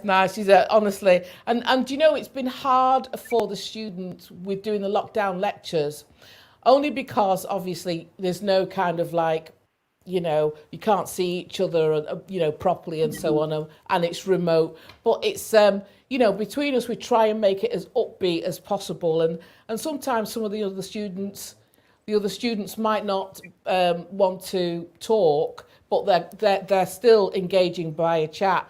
And Mackenzie's the one that goes, such and such has said this. This is happening. That's happening. So she's basically my co-pilot, aren't you? I do try. So on a serious note, the reason why I wanted you on is because Mackenzie wrote that song, the Rubber Band song about domestic violence. And I know you're comfortable and confident enough to share with us your experience briefly, because you heard the Manchester Women's Aid appeal, and you can resonate with that. And also as well the fact that you have a Facebook page, and I want you to be able to share that now. So over to you. Tell us briefly your story. So, I mean, it's quite a big story. It's a long story. I come from a history of trauma, and when Mackenzie was around about 1, nearing 2, we had to go into a women's refuge, and we basically had to flee from Manchester in a taxi all the way down south. We went to a refuge initially in Kent, and it was a similar kind of thing that was mentioned in the video about having our own our own place to stay. And we had to make sure we had bedding, we had to make sure that the floor was covered properly. That sort of stuff really resonated, because I remember going and thinking, I have nobody other than the people in this place to help me at this point now, because I was hundreds of miles away from anyone that I even knew. It's a very difficult situation, I think, because so many people think that it would never happen to them. So many people think that, well, I'm actually a really strong character. This can't happen to me. You know, that's not really what's happening. It's fine. I'll just brush it off. But when you're actually forced to be in that position where you have to pick up a bag, get in a cab and flee in the middle of the night, it's all a bit surreal. So mentally, that has that sort of taxing effect afterwards as well. So we went through quite a lot at that time. It was just finding our feet again and new beginnings. And we did end up back in Manchester. We did come back eventually, about 2 years later. And yeah, just things from there. Life just dramatically changed from there. And I think once you've been through that experience, meeting the different women who've been in those situations and have come into it for different reasons, it really makes you want to be able to give back. So over the years, I mean, a couple of years ago now, and lockdown really has enhanced this, and it's really interesting about talking to people. We've had to adjust this last year or so. And 2 years ago, I got quite poorly mentally, and I was ready for just bowing out at that point. And it was a very desperate time in my life. I thought I wasn't any good for my children, my family. And I literally was just a mum. That's pretty much what I was, you know, and that's what can I do to make a difference to my family or my friends or anybody. And then my train of thought kind of shifted from a conversation I had, and I set up a group on Facebook called Just a Mum. We've now got 4,200 women plus from around the world. Wow. And in the last 2 years, we've created over 100 authors who we've been giving them a voice, and we've been saying it's okay to come and talk about how hard life is. It's okay to come and say, today is actually a really bad day, but that doesn't make me a bad mum. That doesn't make me a bad person. It makes me somebody who just needs a bit of support. It gets me really emotional. That's lovely. Can I get you back? Can I get you back for my End Violence Against Women and Girls? You can get me back whenever you want. Any day of the week. Any day of the week. Any day of the week. Listen, I've heard your house in the background. I know you're busy. I know you're busy, young lady. So I'm gonna Kenzie, are you gonna sing us another song out? I am. Rise up, because it's perfect. It's perfect. Thank you, Mum. No problem. Thank you for having me. I'll be in contact. I'm yelling now because I'm getting really excited. I do apologise, everybody. Kenzie, get ready. Let's rise up. Right. Come on, girl. Okay, let's change this. Let's shift it. This is for the mums out there. You're broken down and tired, living life on a merry-go-round. You can find a fighter, but I see it in you, so we gon' walk it out. And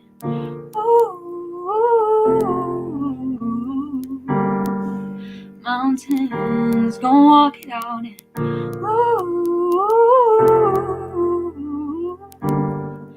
mountains, I'll rise up, I'll rise like the day, I'll rise up, I'll rise unafraid, I'll rise up, and I'll do it 1,000 times again. And I'll rise up, high like the waves, I'll rise up, in spite of the ache, I'll rise up, and I'll do it 1,000 times again. For you, for you, for you, for you.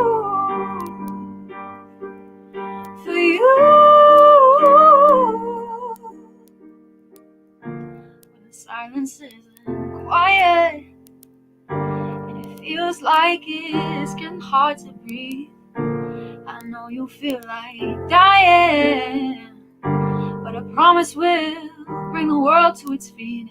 Ooh, mountains, bring it to its feet. Let's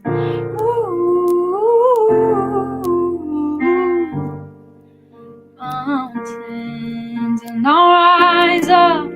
I'll rise like the day. I'll rise up.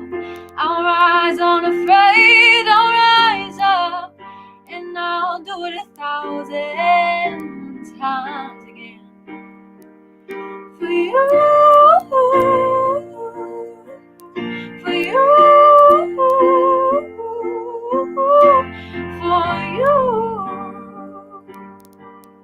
for you. And all we need is hope, that we have each other, that we have each other. And we will rise, we will rise, and we will rise, and no, we'll rise, and I'll rise up, rise like the day. I'll rise up in spite of the ache. I'll rise 1,000 times again, and we'll rise up high like the waves. We'll rise up in spite of the ache. We'll rise up, and we'll do it 1,000 times again for you, for you, for you, for you.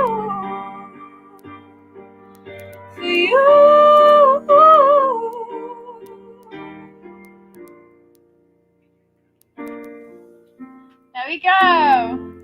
Whoa. Whoa. Every time you sing that, I have chills, honestly. Have chills. Thank you, Mackenzie. Thank you Thanks so much to your for having mum. me. I'll be sorting stuff out to talk to your mum a bit more about her experience. Look at you That's giggling. Okay. See you in class on Monday. Okay, right, this section is NatWest News, and we start with a bit of a VT from Killer. Silage came about when I was diagnosed with breast cancer in 2014. And when I lost my lashes, I found out that I couldn't wear normal eyelashes. So then I came up with an idea for lashes for people without eyelashes of their own. So before I started my business, I really had never run a business before. I was never in the beauty industry. So when I came up with this idea, I was actually going through treatment at the time. So it was mostly me on Google trying to find out things like prototyping, patenting, trademarking. One of the first people who I spoke to who was really helpful actually is Kim from NatWest, and she gave me a few pointers, introduced me to a few networking groups that I actually then started to meet other women. We need that assurance from other women who have done the same thing, that actually what you're doing is great and just somebody you can just bounce idea off of, because we do worry about, picking kids from school. You do worry about, am I still a good mom while running a business? And having some women who've done the same thing and are actually still raising kids, I think it's quite helpful.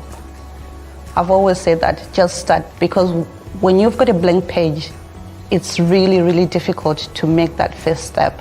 So when you make that first step, now you're not dealing with when do I start? You're dealing with how do I have the problem that I've got in front of me. So for me, when I started, the problem was, what is prototyping? You solve that problem and then you find out the next. But then as you go along, already your page is being filled. Before you know it, you've got a whole book written. So just start.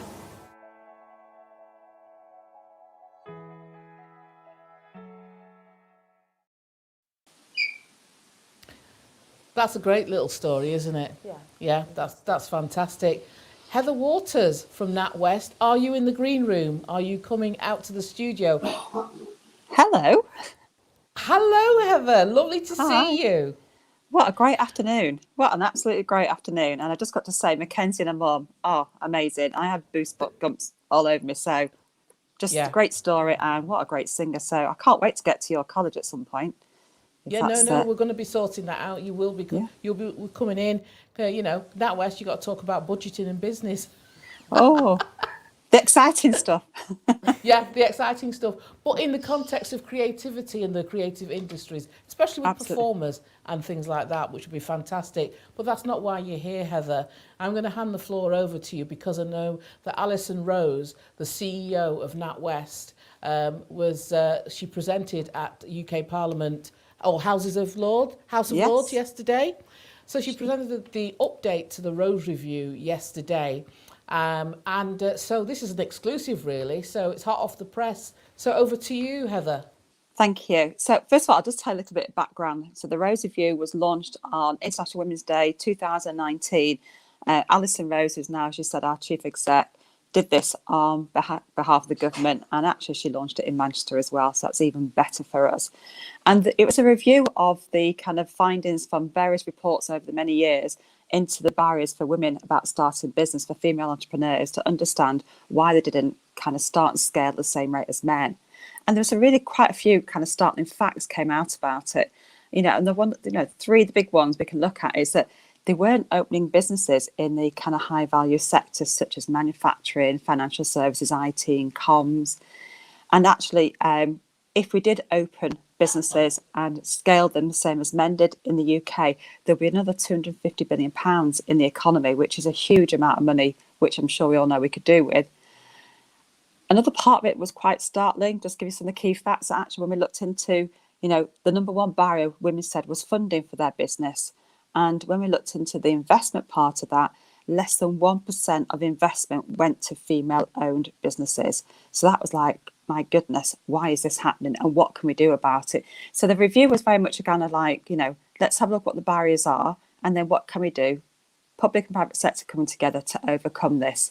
So there's various things that have gone on since then. I'll give you a few highlights of some of the stuff, but on the kind of the investment fund we talked about, they've created an Investing in Women Code. Now that was launched just after the International Women's Day in 2019. This time last year when we had an update, it had 22 signatures on it, and these are financial services, banks and institutions.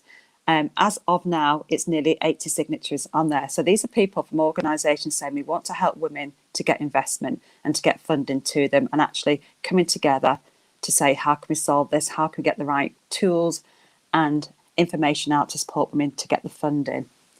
And then there's additional funding vehicles being launched as well. There's one going to be launched later on this year by the Business Growth Fund, looking to put further funding into the marketplace for women looking for investment. But one of the things I just wanted to talk about, because there's like various things highlighted from that original report, and I'm just looking at some of the kind of stats here, and I just want to share some with you. So when a woman starts a business, she tends to start it with 50% less funds than a man. So from day one, women are starting with less funding for their business. And as we know, women are supposed to tend to be far more risk.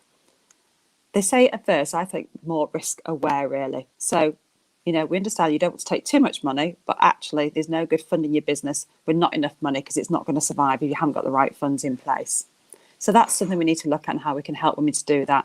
And there's an awful lot of support out there. And I guess it's like finding the right information for you, and how do we kind of point you in the right direction.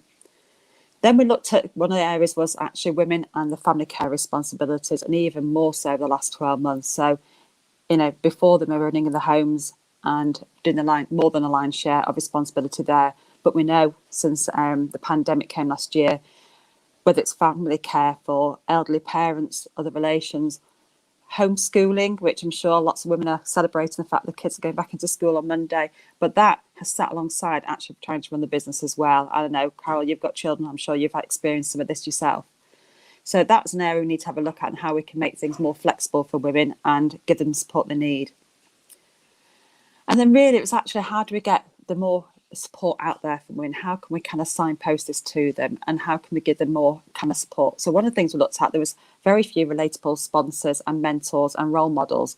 And you've just seen Cody on her video, and I think you've got another one you're looking at, and they are something we created here in the north of England because we wanted to go out and actually go, there is women out there doing incredible businesses and actually started from nothing with no background, no experience as entrepreneurs, and actually how they've overcome it. And actually, if they can do it, so can you. And it's about getting that support and the help to go on that journey.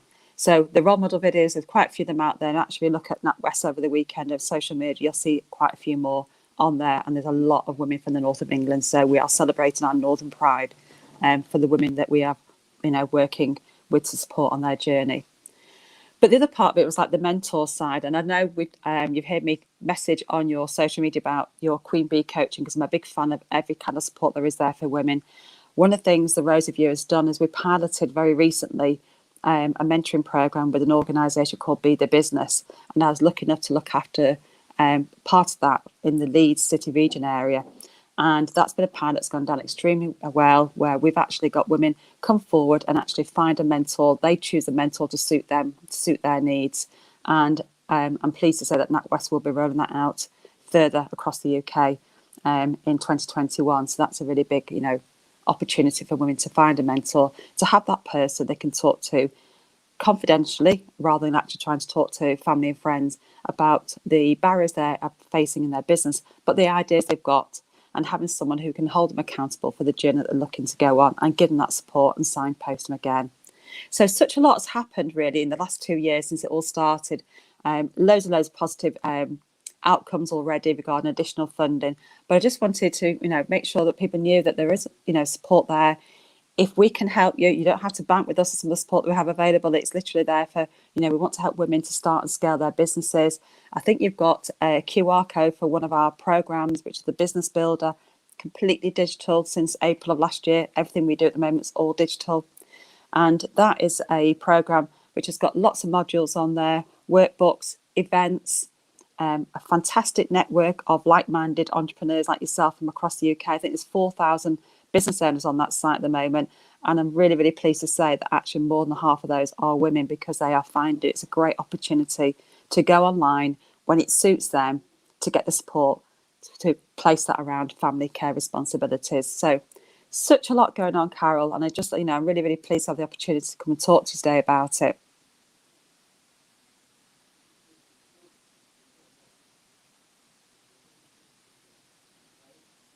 Oh, I can't hear you, Carol. Can you hear me? I can now, yeah. Yeah. What we'll do with the QR code is we'll put that out on the socials. Brilliant, as well. thank you. Is that all right to do that? There's so much information as well. Yes, the person you need to connect with is Sally Hobbs from Queen Bee Coaching.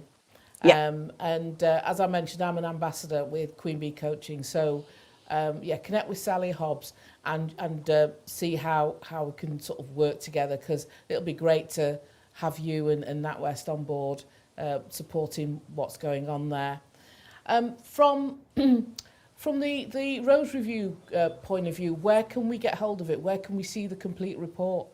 So the update will be on Monday on International Women's Day, but honestly, if you just search NatWest Rose Review, you'll find the details there. There's a hub that we have all our information on called NatWest Business Hub, which again, you don't have to be a customer to use that. So you'll find articles on there, and actually a lot of the videos I've just been mentioning about the role models as well. But just Google Rose Review NatWest, you'll get all the details on there as well.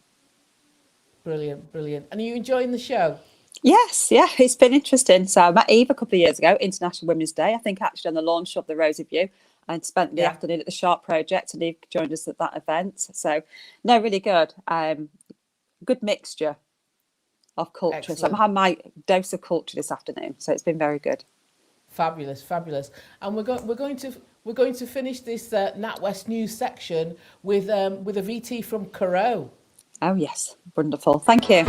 Caro is a luxury ethical women's wear brand, and we've created a new concept of a dress from an idea when we were 14. The dress has a zip around the waist, and it allows the dress to separate into a top and a skirt, and you can have a different size top to bottom. You can also mix and match the tops and skirts to create different style, fabric and colour combinations. When I was younger, particularly in the fashion industry, it was always about how women looked, and that's what we're really passionate about, creating a global brand, what young girls can look up to, a fashion brand that talks about role models and the amazing things they're doing rather than just focusing on how women look.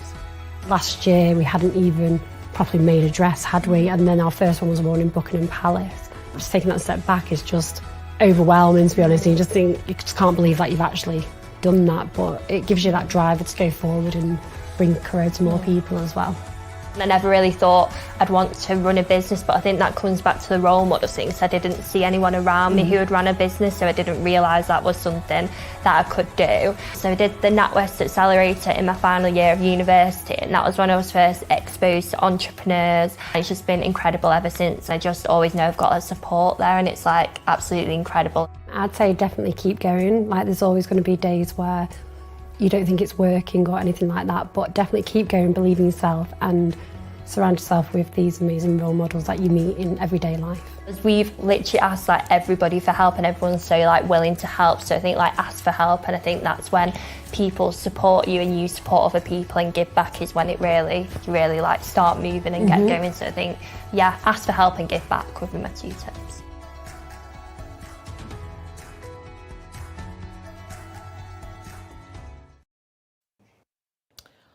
I love the Carew sisters, honestly. They are lovely. They're lovely. They've done some events with me before, and they're just amazing. Anyway, thank you to Heather Waters and NatWest for the NatWest News section. That was brilliant. Please do check out the Road Review and also the updates. Holly, what have we got next? Up next, we have International Women's Day around the world. Ah, right, okay. Well, that means I'm gonna feel like I'm like BBC News now. Well, we are BBC News. We're going to go live to Slovakia and to Andrea Zapahova. Are you there? Yes, hello, Carol. I'm here. Oh, it's like the Eurovision Song Contest. Nil point. No. Hi, how are you? I'm very good, thank you. Okay, all right. What's going on in different parts of the world in relation to International Women's Day? Please do share. Yes, so I've been doing some research about the events going on all around the world in relation to International Women's Day 2021, and I picked 5 events from 5 different countries.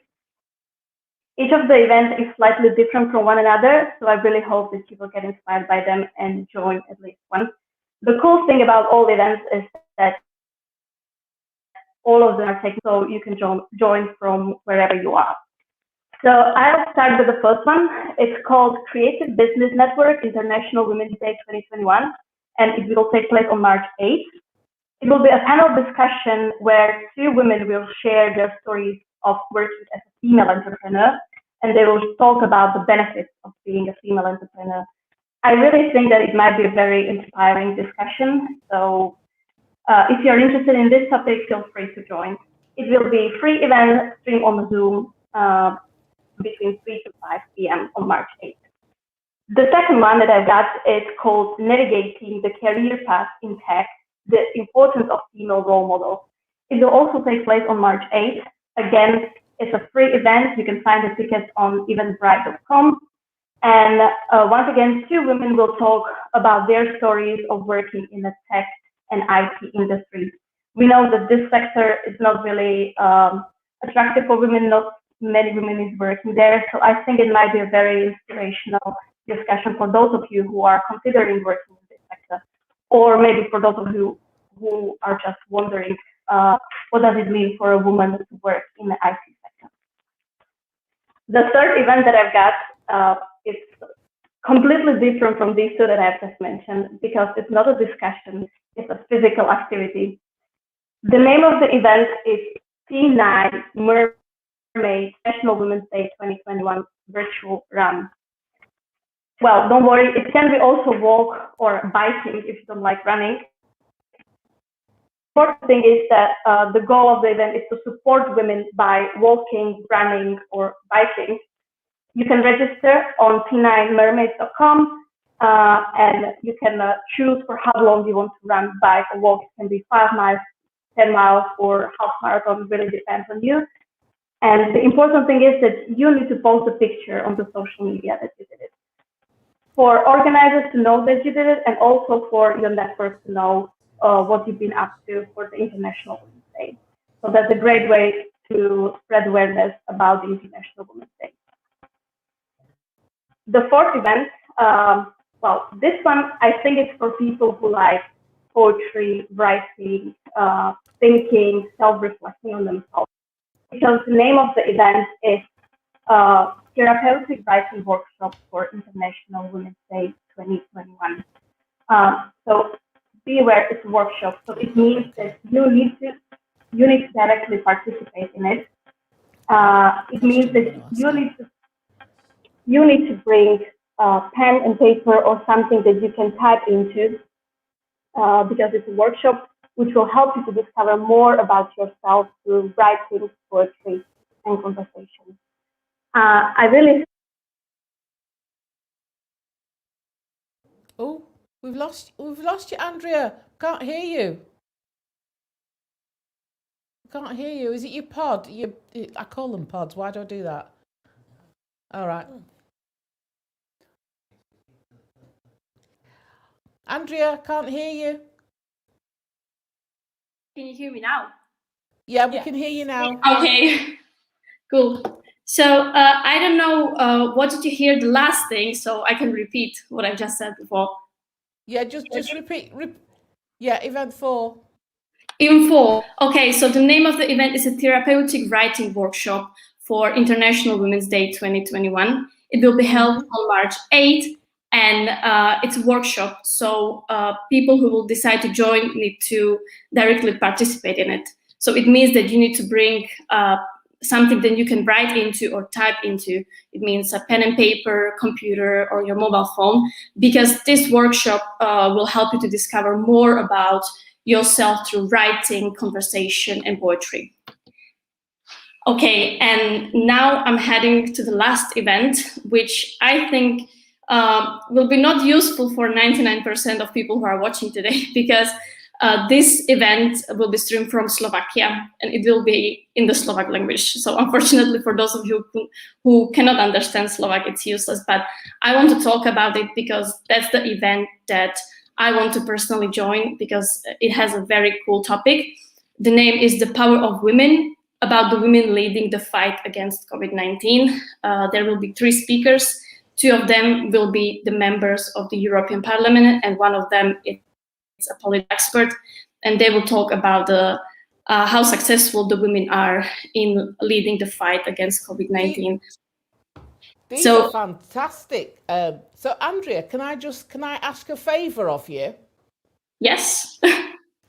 And that favour is, you know those events, because I knew you'd like that one that you've just mentioned there. Yeah. On the Facebook page and our YouTube, can you put that information in the chat? Yes, definitely, I will. But I just wanted to say that all the events that I was talking about can be also found on the website called www.internationalwomensday.org.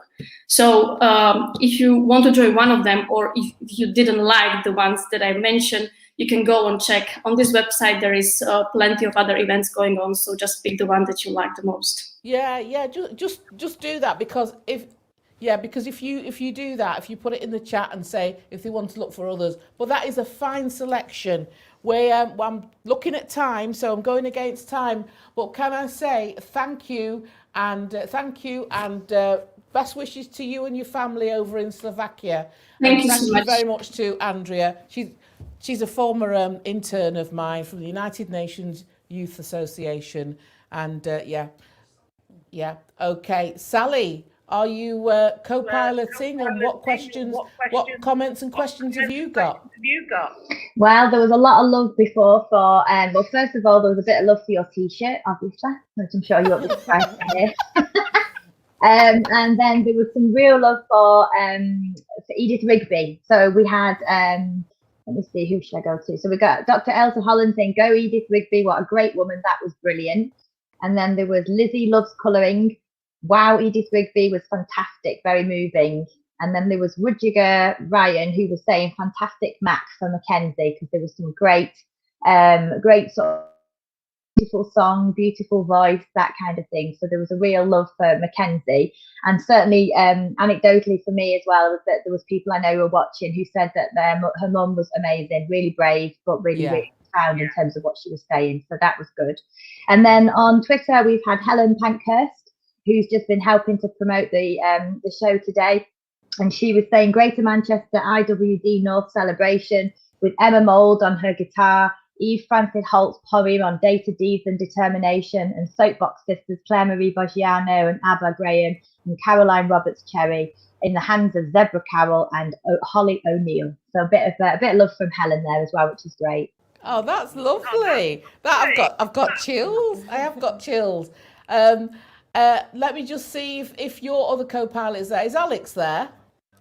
Right. Okay. Well, Alex must be just sorting out Andrea with putting that information there. Thanks, Sally. We'll come back to you a little bit later on. Wow, we are steaming through this, aren't we? Right. Emma Mould, are you in the house? Right, okay. Well, what we're going to do is we're going to go to her song, which is Press Red. And again, this is, linking with the theme to do with domestic violence, etc. Again, she wrote this song herself. Very, very emotional, very powerful. Roll VT. This song's called Press Red.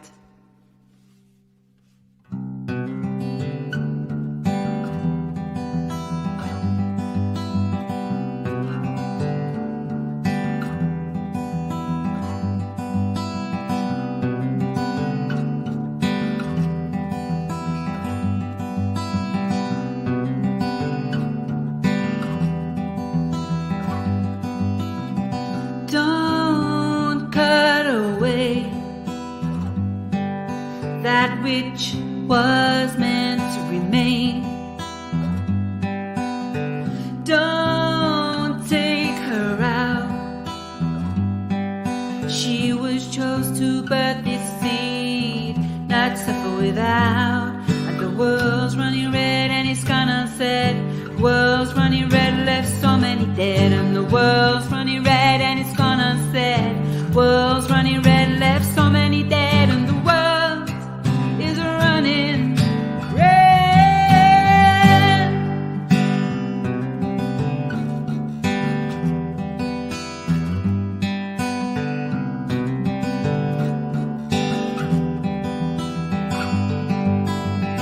Don't look away.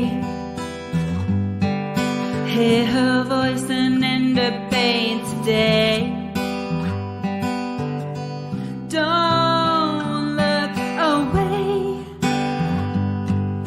All their cries now heard to change the way. 'Cause the world's running red and it's gonna set. World's running red, left so many dead. And the world's running red and it's gonna set. World's running red, left so many dead. And the world is running red. It's running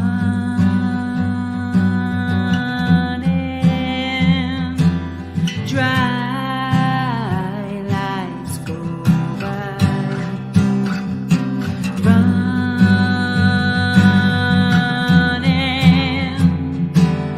dry.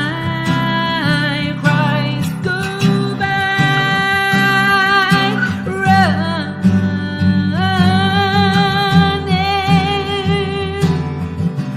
dry.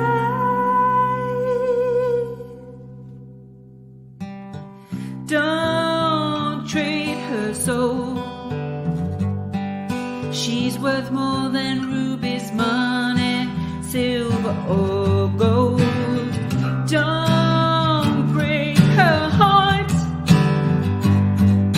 It beats life around this world. Her given part. The world's running red and it's gonna set. World's running red, left so many dead. And the world's running red and it's gonna set. World's running red, left so many dead. And the world is running red.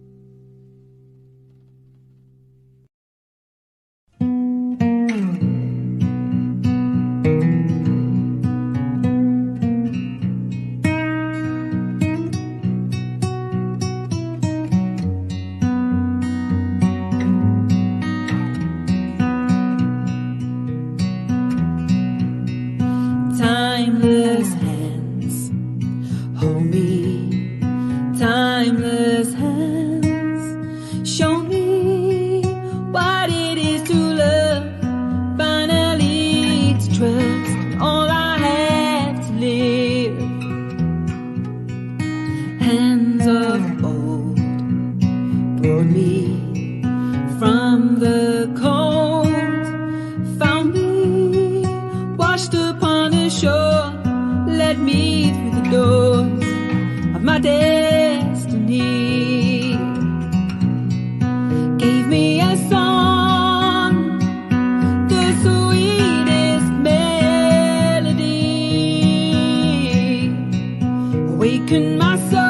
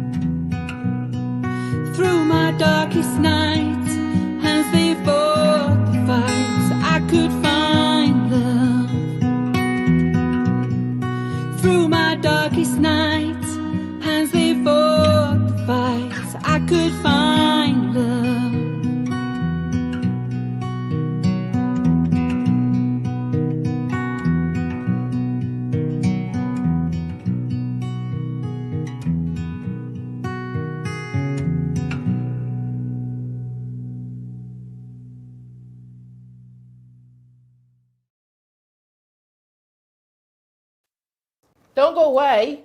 There's more to come.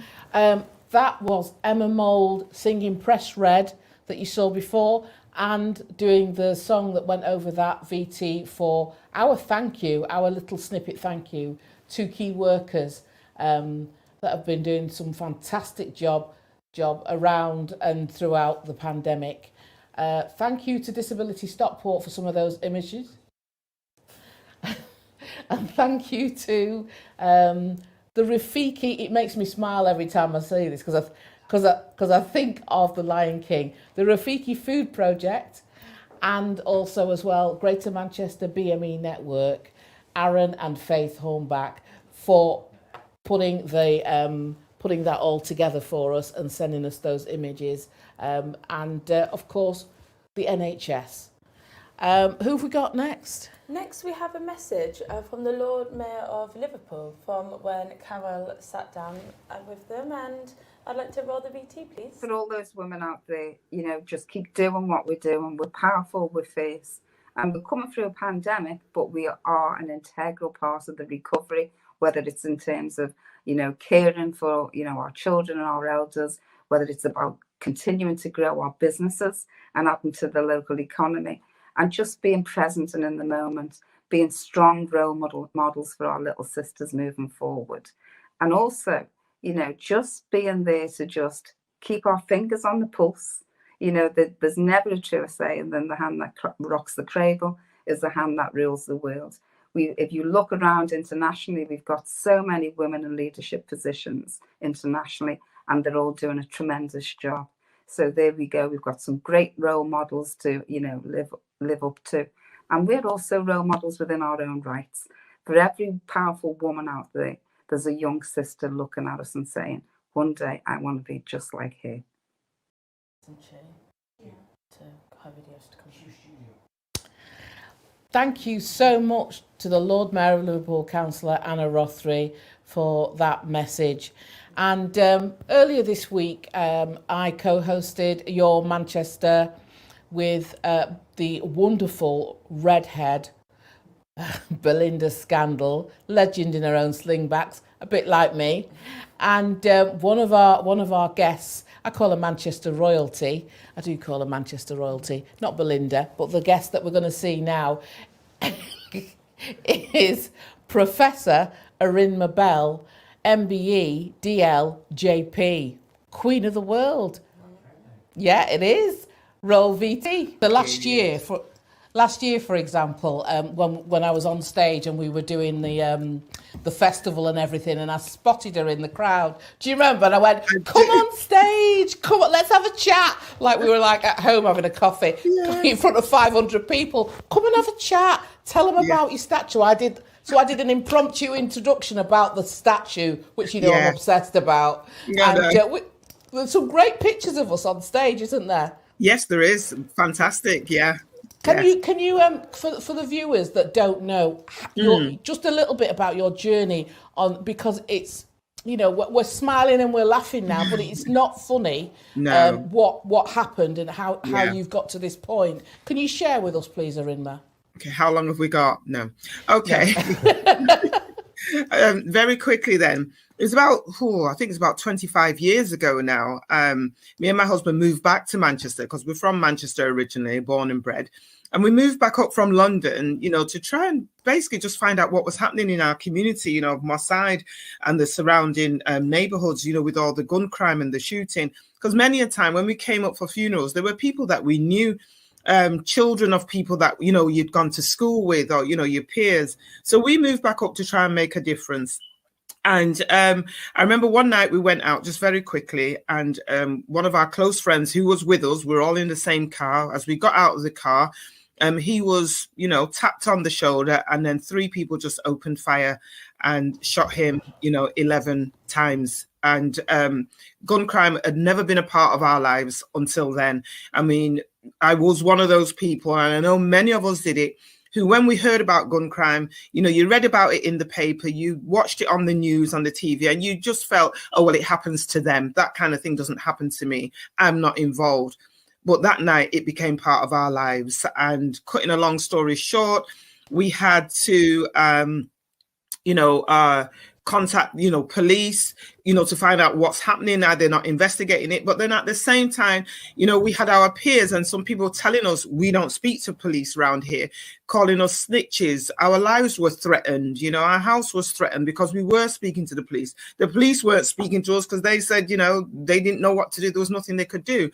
So it took us years, really, of trying to get local community to actually own the issue and own the problem. And that wasn't easy, but that's what we had to do. And then a group of us came together and formed the group Charisma, Community Alliance for Renewal in a South Manchester area, to basically try and make a difference in our communities. And we were just fed up of being talked about and nobody consulting and talking with us. And it took us 6 years to bring gun crime to the top of the government's agenda, which finally they did, because back then they were not interested in talking about gun crime because we were told it only happens in Moss Side. It only affects black youth. It's black on black crime. And this is what you were being told. Yes. Yes. This is what we were being told by government ministers. Oh, yes. Oh, yes.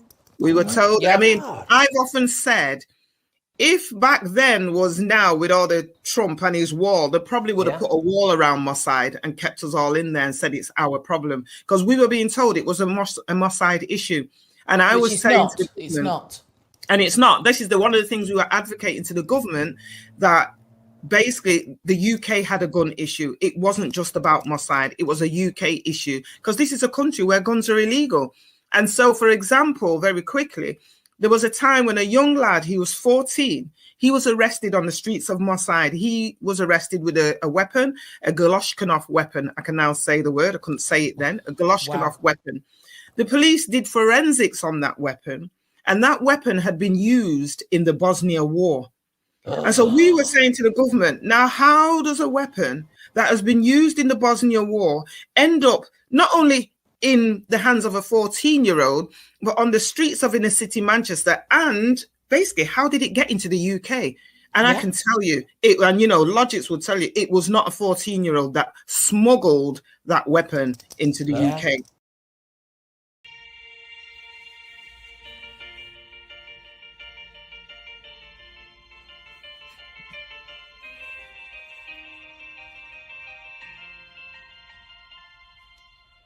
I walked across an empty land.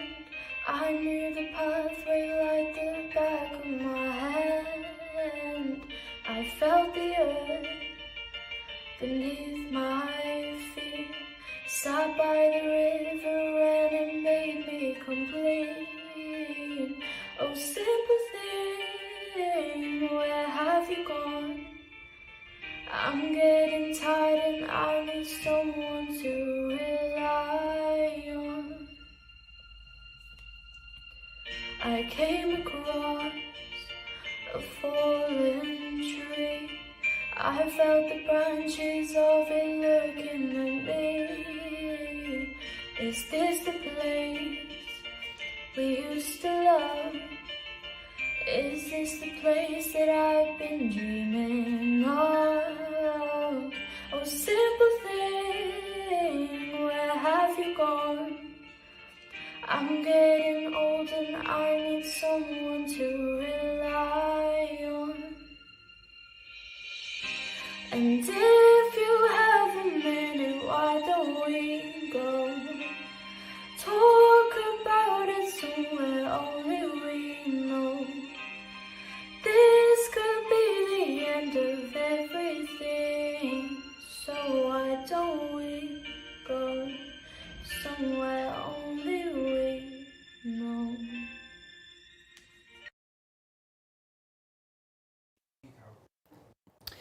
That was singing. That was Ella Smith, another one of our students at Access Creative College, Manchester. And before that, we heard from Professor Erin Maebh talking about the origins of her campaigning and what made her sort of campaign against gun crime, which was a devastating situation.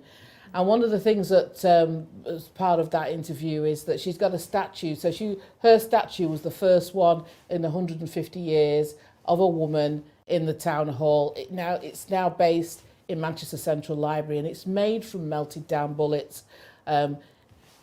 Basically a nod, but also to connect with the fact that she campaigned against gun crime and the gun amnesty. Okay, so Councillor Eve Holt, are you back in the green room? Oh, there you are. I'm back.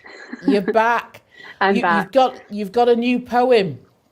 I do, and I guess hearing Erin Maebh, who always fires me up, if that isn't a reason to rise, to roar, and to represent, I don't know what is. So it's inspired by the Manchester International Women's Day theme of Rise, Roar, Represent. Shall I begin, Carol? Yes, fire away. We rise, we roar, we represent. Sorry, I'm going to stop. I'm going to start again. I've only just written it today, so I don't know the words yet. Okay. We rise, we roar, we represent. We are the 51%. We march, we chant, our truths we speak. We shine a light when all feels bleak. We dance, we swing, we sing, our hips sway and we pray. We grow hope for the future, we grow pride in today. In our sisterhood and solidarity, we share pakoras, dumplings and almonds in mint tea. Together we laugh, we share anger and grief, we cry. And when hate showers down, we refuse to stand by. When others wrong, we stand strong, because Manchester is our home and it's where we belong. On the shoulders of ancestors, corseted and starched, alongside our global sisters and those hungry and parched, we are strong Manchester women. And this I promise, is just the beginning. We will rise, we will roar, we will represent until equality is felt by each and every one of the 51%.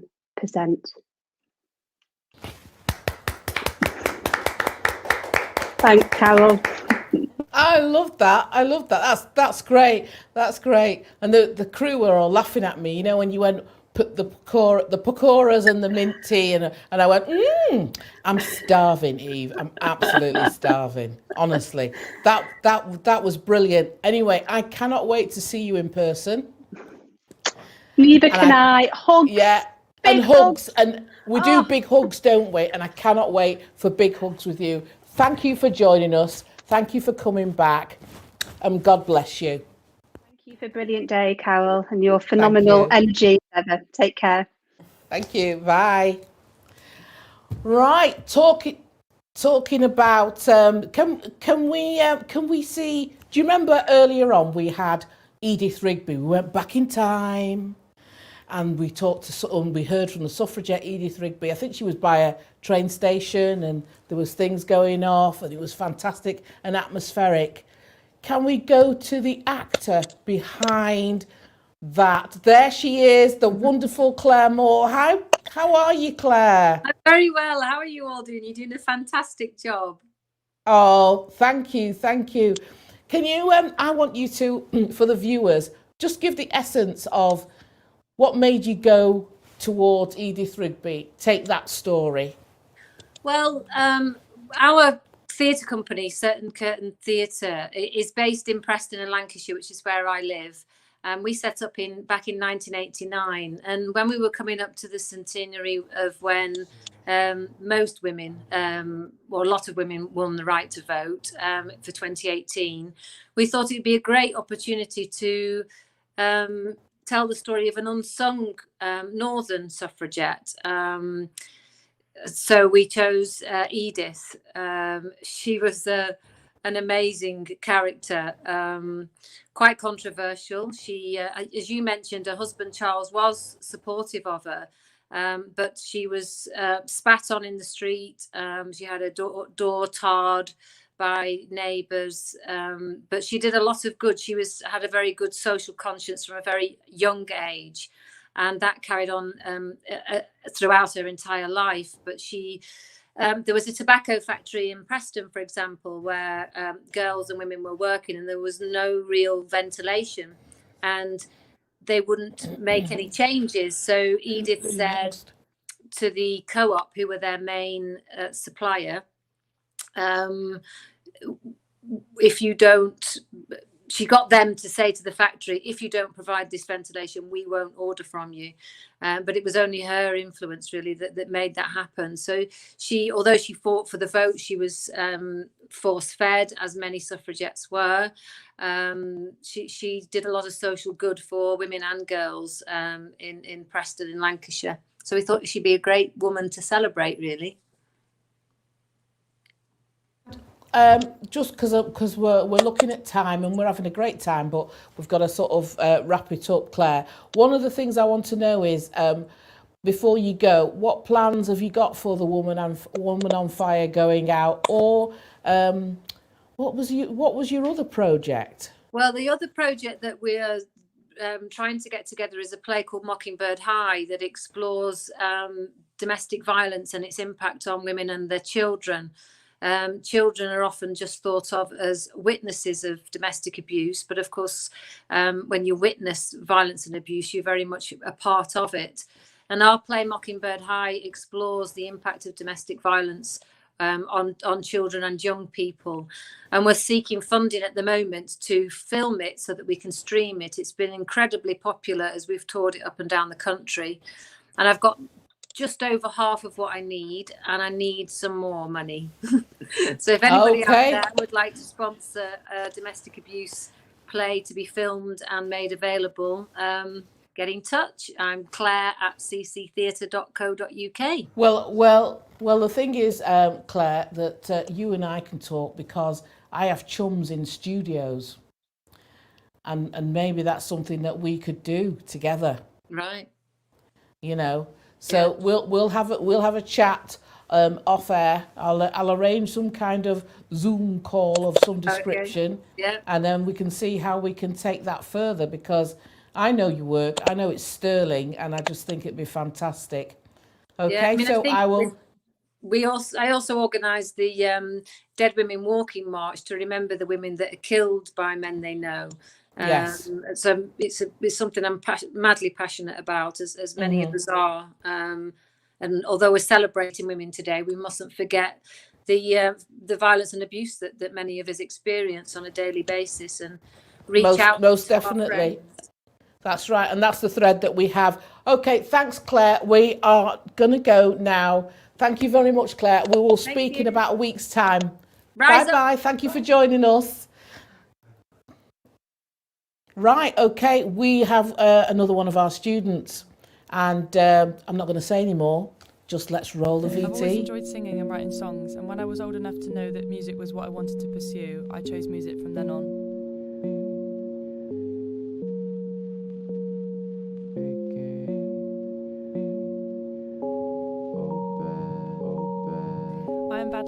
I'm an artist based in Bristol, and I make music with influence from soul, trap, hip hop and grime.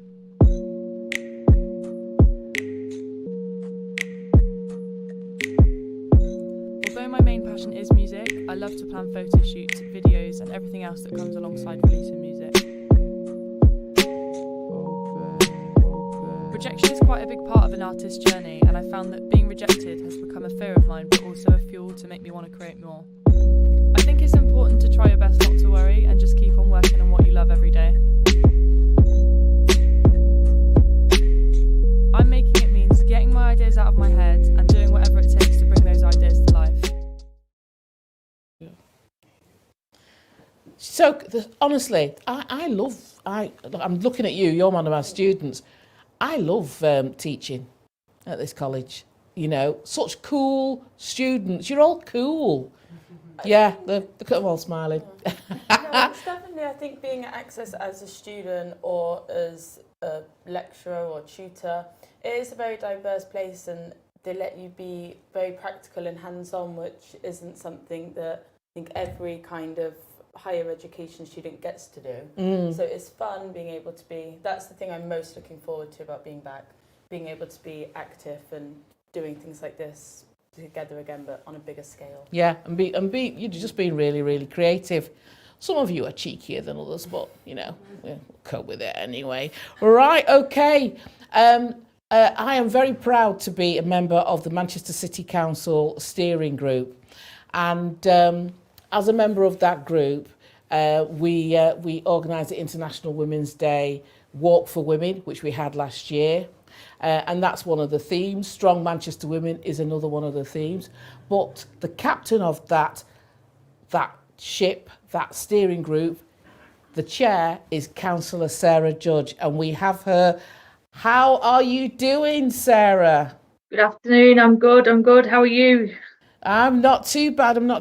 You are our final speaker. We've got some music coming on after you, but you are our final speaker today. And I thought it was only fitting that you sort of bring the proceedings to a close. How has it been today? How was the first half? Because I know we had the first half at noon. How was that? Because you did sort of the chain links for that, didn't you?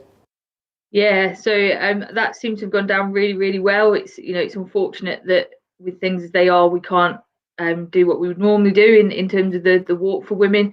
It's hard to believe that it was literally 12 months ago that we were banging drums, dancing the streets, and everything seemed kind of normal. And I don't think any of us could have imagined what then came. But yeah, I think the video's gone down really well. I think I've been watching this show all afternoon, and I think it's been absolutely brilliant. So hats off to everybody involved in today. Yeah, I think it's rolled round really well, and you know, people have stayed the course as well, because of course that one started at noon. You know, our one started at noon, and I know I did a clip that went into that one, and then we sort of did a baton changeover at 1:30, and we did a clip in relation to that, and people have stayed the course throughout the afternoon. It's been brilliant. Yeah, I think definitely helps that we're in the warmth of our own homes and not stood in Castlefield Bowl in the cold. I think this year, Yes. that's normally a challenge we have is the weather, and that's obviously not something that we've faced much this year. So actually looking outside, it would have been wonderful if we were able to walk today. But no, again, I just think it's been fantastic. I think we managed to recreate the energy in a very different way this year. As we did last, and I just look forward and hope that we're able to get back out and get back to it next year. Oh, fantastic. Well, we're up against time, but thank you so much for coming on and sort of making your comments there. Have you got a final message before you go? I think just thank you to everyone. I think thank you to our communities, particularly women who have definitely been, as always, kind of the backbone of those communities during the difficulties that we faced in the pandemic. And I suppose a message just to look out for each other. We've all struggled through this pandemic, myself included, and we've all struggled in our own ways. And I think the most important thing we can do at the moment is look out for each other and hope to be back to normal at some point in the near future. And you know what, Sarah? I thought you were going to say that about look out for each other. That's kind of like one of the regular things you do say. And on that note, we have one of our former students, Rakaya B, and a regular on quite a few programmes, and she was on the Little Mix, and she is going to sing. Remember what Councillor Sarah just says, look out for each other. She's going to sing One Love by Bob Marley.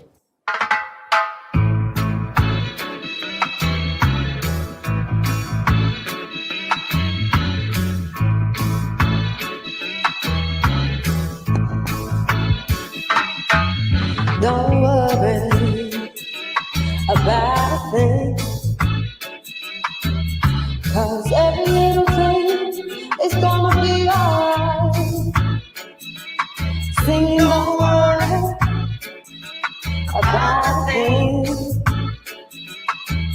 'cause every little thing is gonna be alright.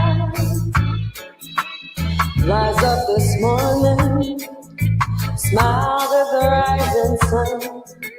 3 little birds pitched by my doorstep, singing sweet songs of melodies pure and true, saying, this is my message to you. Singing, don't worry about a thing, 'cause every little thing is gonna be alright. Singing, don't worry about a thing, 'cause every little thing is gonna be alright. Rise up this morning, smiled at the rising sun. 3 little birds pitched by my doorstep, singing sweet songs of melodies pure and true, saying, this is my message to you. Saying, don't worry about a thing, da-da-da-da-da-da, 'cause every little thing is gonna be alright. Singing, don't worry about a thing, 'cause every little thing is gonna be alright. Don't worry about a thing, come on, 'cause every little thing is gonna be alright. Singing, don't worry about a thing, 'cause every little thing is gonna be alright. Saying, don't worry about a thing, 'cause every little thing is gonna be alright. Don't worry about a thing. I'm in camera. Oh, hello. Happy International Women's Day. International Women's Day of the North celebration. celebrating. Right, we've got another student, Florence, who is in the green room. Florence, hello. Hi. How are you? I'm good. Thank you so much for having me. No problem. I'm doing some work with one of your lecturers. Can I just say that Florence is ACC Manchester? No, London. Yeah, London, Shoreditch. Yeah, Shoreditch. So in our Shoreditch campus, because Access Creative College, we've got 7 campuses around the country, and I just thought it'd be nice to open an invitation to one of the other campuses, see if anybody wanted to come on. And Florence, bam, right there, boom, in Straight there, away. weren't you? Yeah. Straight away. So just briefly tell us what course you're on. So I'm on the vocal artist course, but I'm only on year 1 at the moment. Yeah, we do a lot of good stuff. Right. Okay. Well, what we're going to do is going to go straight into your song. But thank you for what have you been enjoying it, watching it? Oh yeah, it's been brilliant. What a great afternoon. Yeah, fabulous. It's very, very inspiring. You know, there's a thread of different things that are happening that are not so great, etc. But the thing is, we just want people to celebrate women and celebrate women's achievements and to support each other. And that's what this is all about. No matter what religion, what race, what age, you know, sexual orientation, women support each other. So we're going to go straight into your VT, and thank you for putting this through. Thanks for having me. With them diamonds and them pearls and them pearls, you the realest.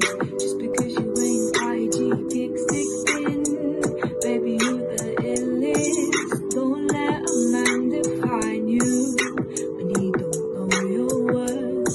I don't need a man to tell me who I am, no more man on earth. See if your thighs a little larger, and there's tag marks on your skin. You're perfect just the way you are, just let that sink in. Not another Barbie, you're copy the perfect girl. I say typical women, not gonna change the world. Girls supporting girls is what the world needs more of. Don't tear us down or knock her crown because you're insecure. Be a savage, not the average. You wanna stand out from the crowd. And the queens to you will be seen. Now come collect your crown. See if your eyes a little larger, and there's tiger marks on your skin. You're perfect just the way you are. Just let that sink in. Not another Barbie, you could be the perfect girl. I say typical women, not gonna change the world. You should've known better than to listen to a man when his mum still does his washing and his dinners from a can. Be independent,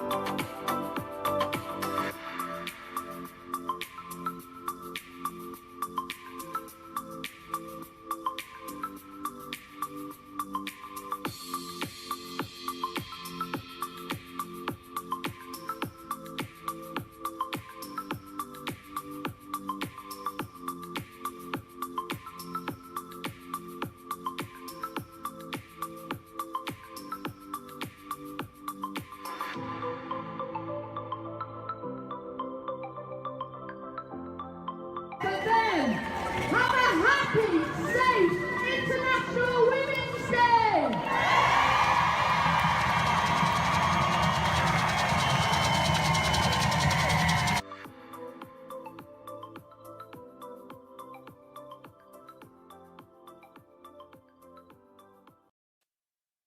Oh, do you remember that, Holly? Yeah. That was March the 6th, March the 7th, 2020, 12 months ago today. That was brilliant. It was my first International Women's Day to get the opportunity to sort of be behind the scenes and have such a big part of it, and I loved it. It was great. Yeah. It was definitely on a high all day. Oh, awesome. And even the part where I made you and Alex stand on the stage and talk to 500 people. Did you like that bit?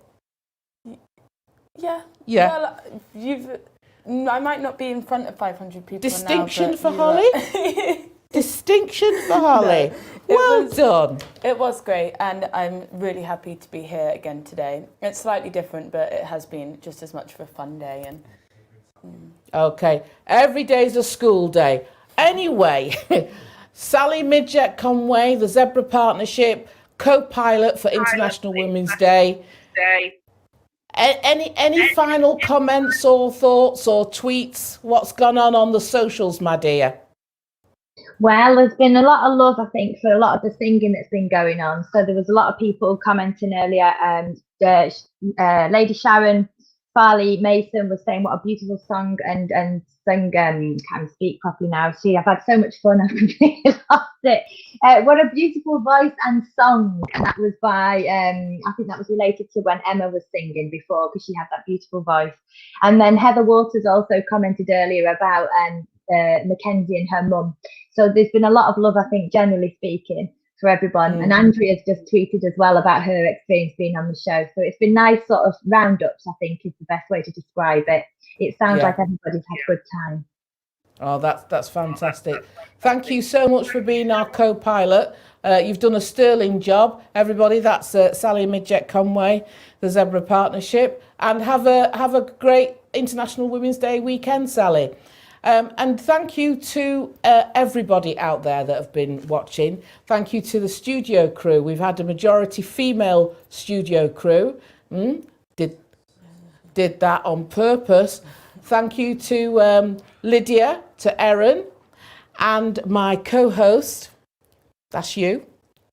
Holly. Well, no, thank you Holly. for having me, Carol. Do you know, yeah, thank you. Because today, you know what? Yesterday, I co-hosted a panel event with another Holly Gaffney, and now with you. So please remember to choose to challenge. Be confident, choose to challenge, because a challenge world is a better world. Thank you. It's International Women's Day of the North celebration. Roll VTs out.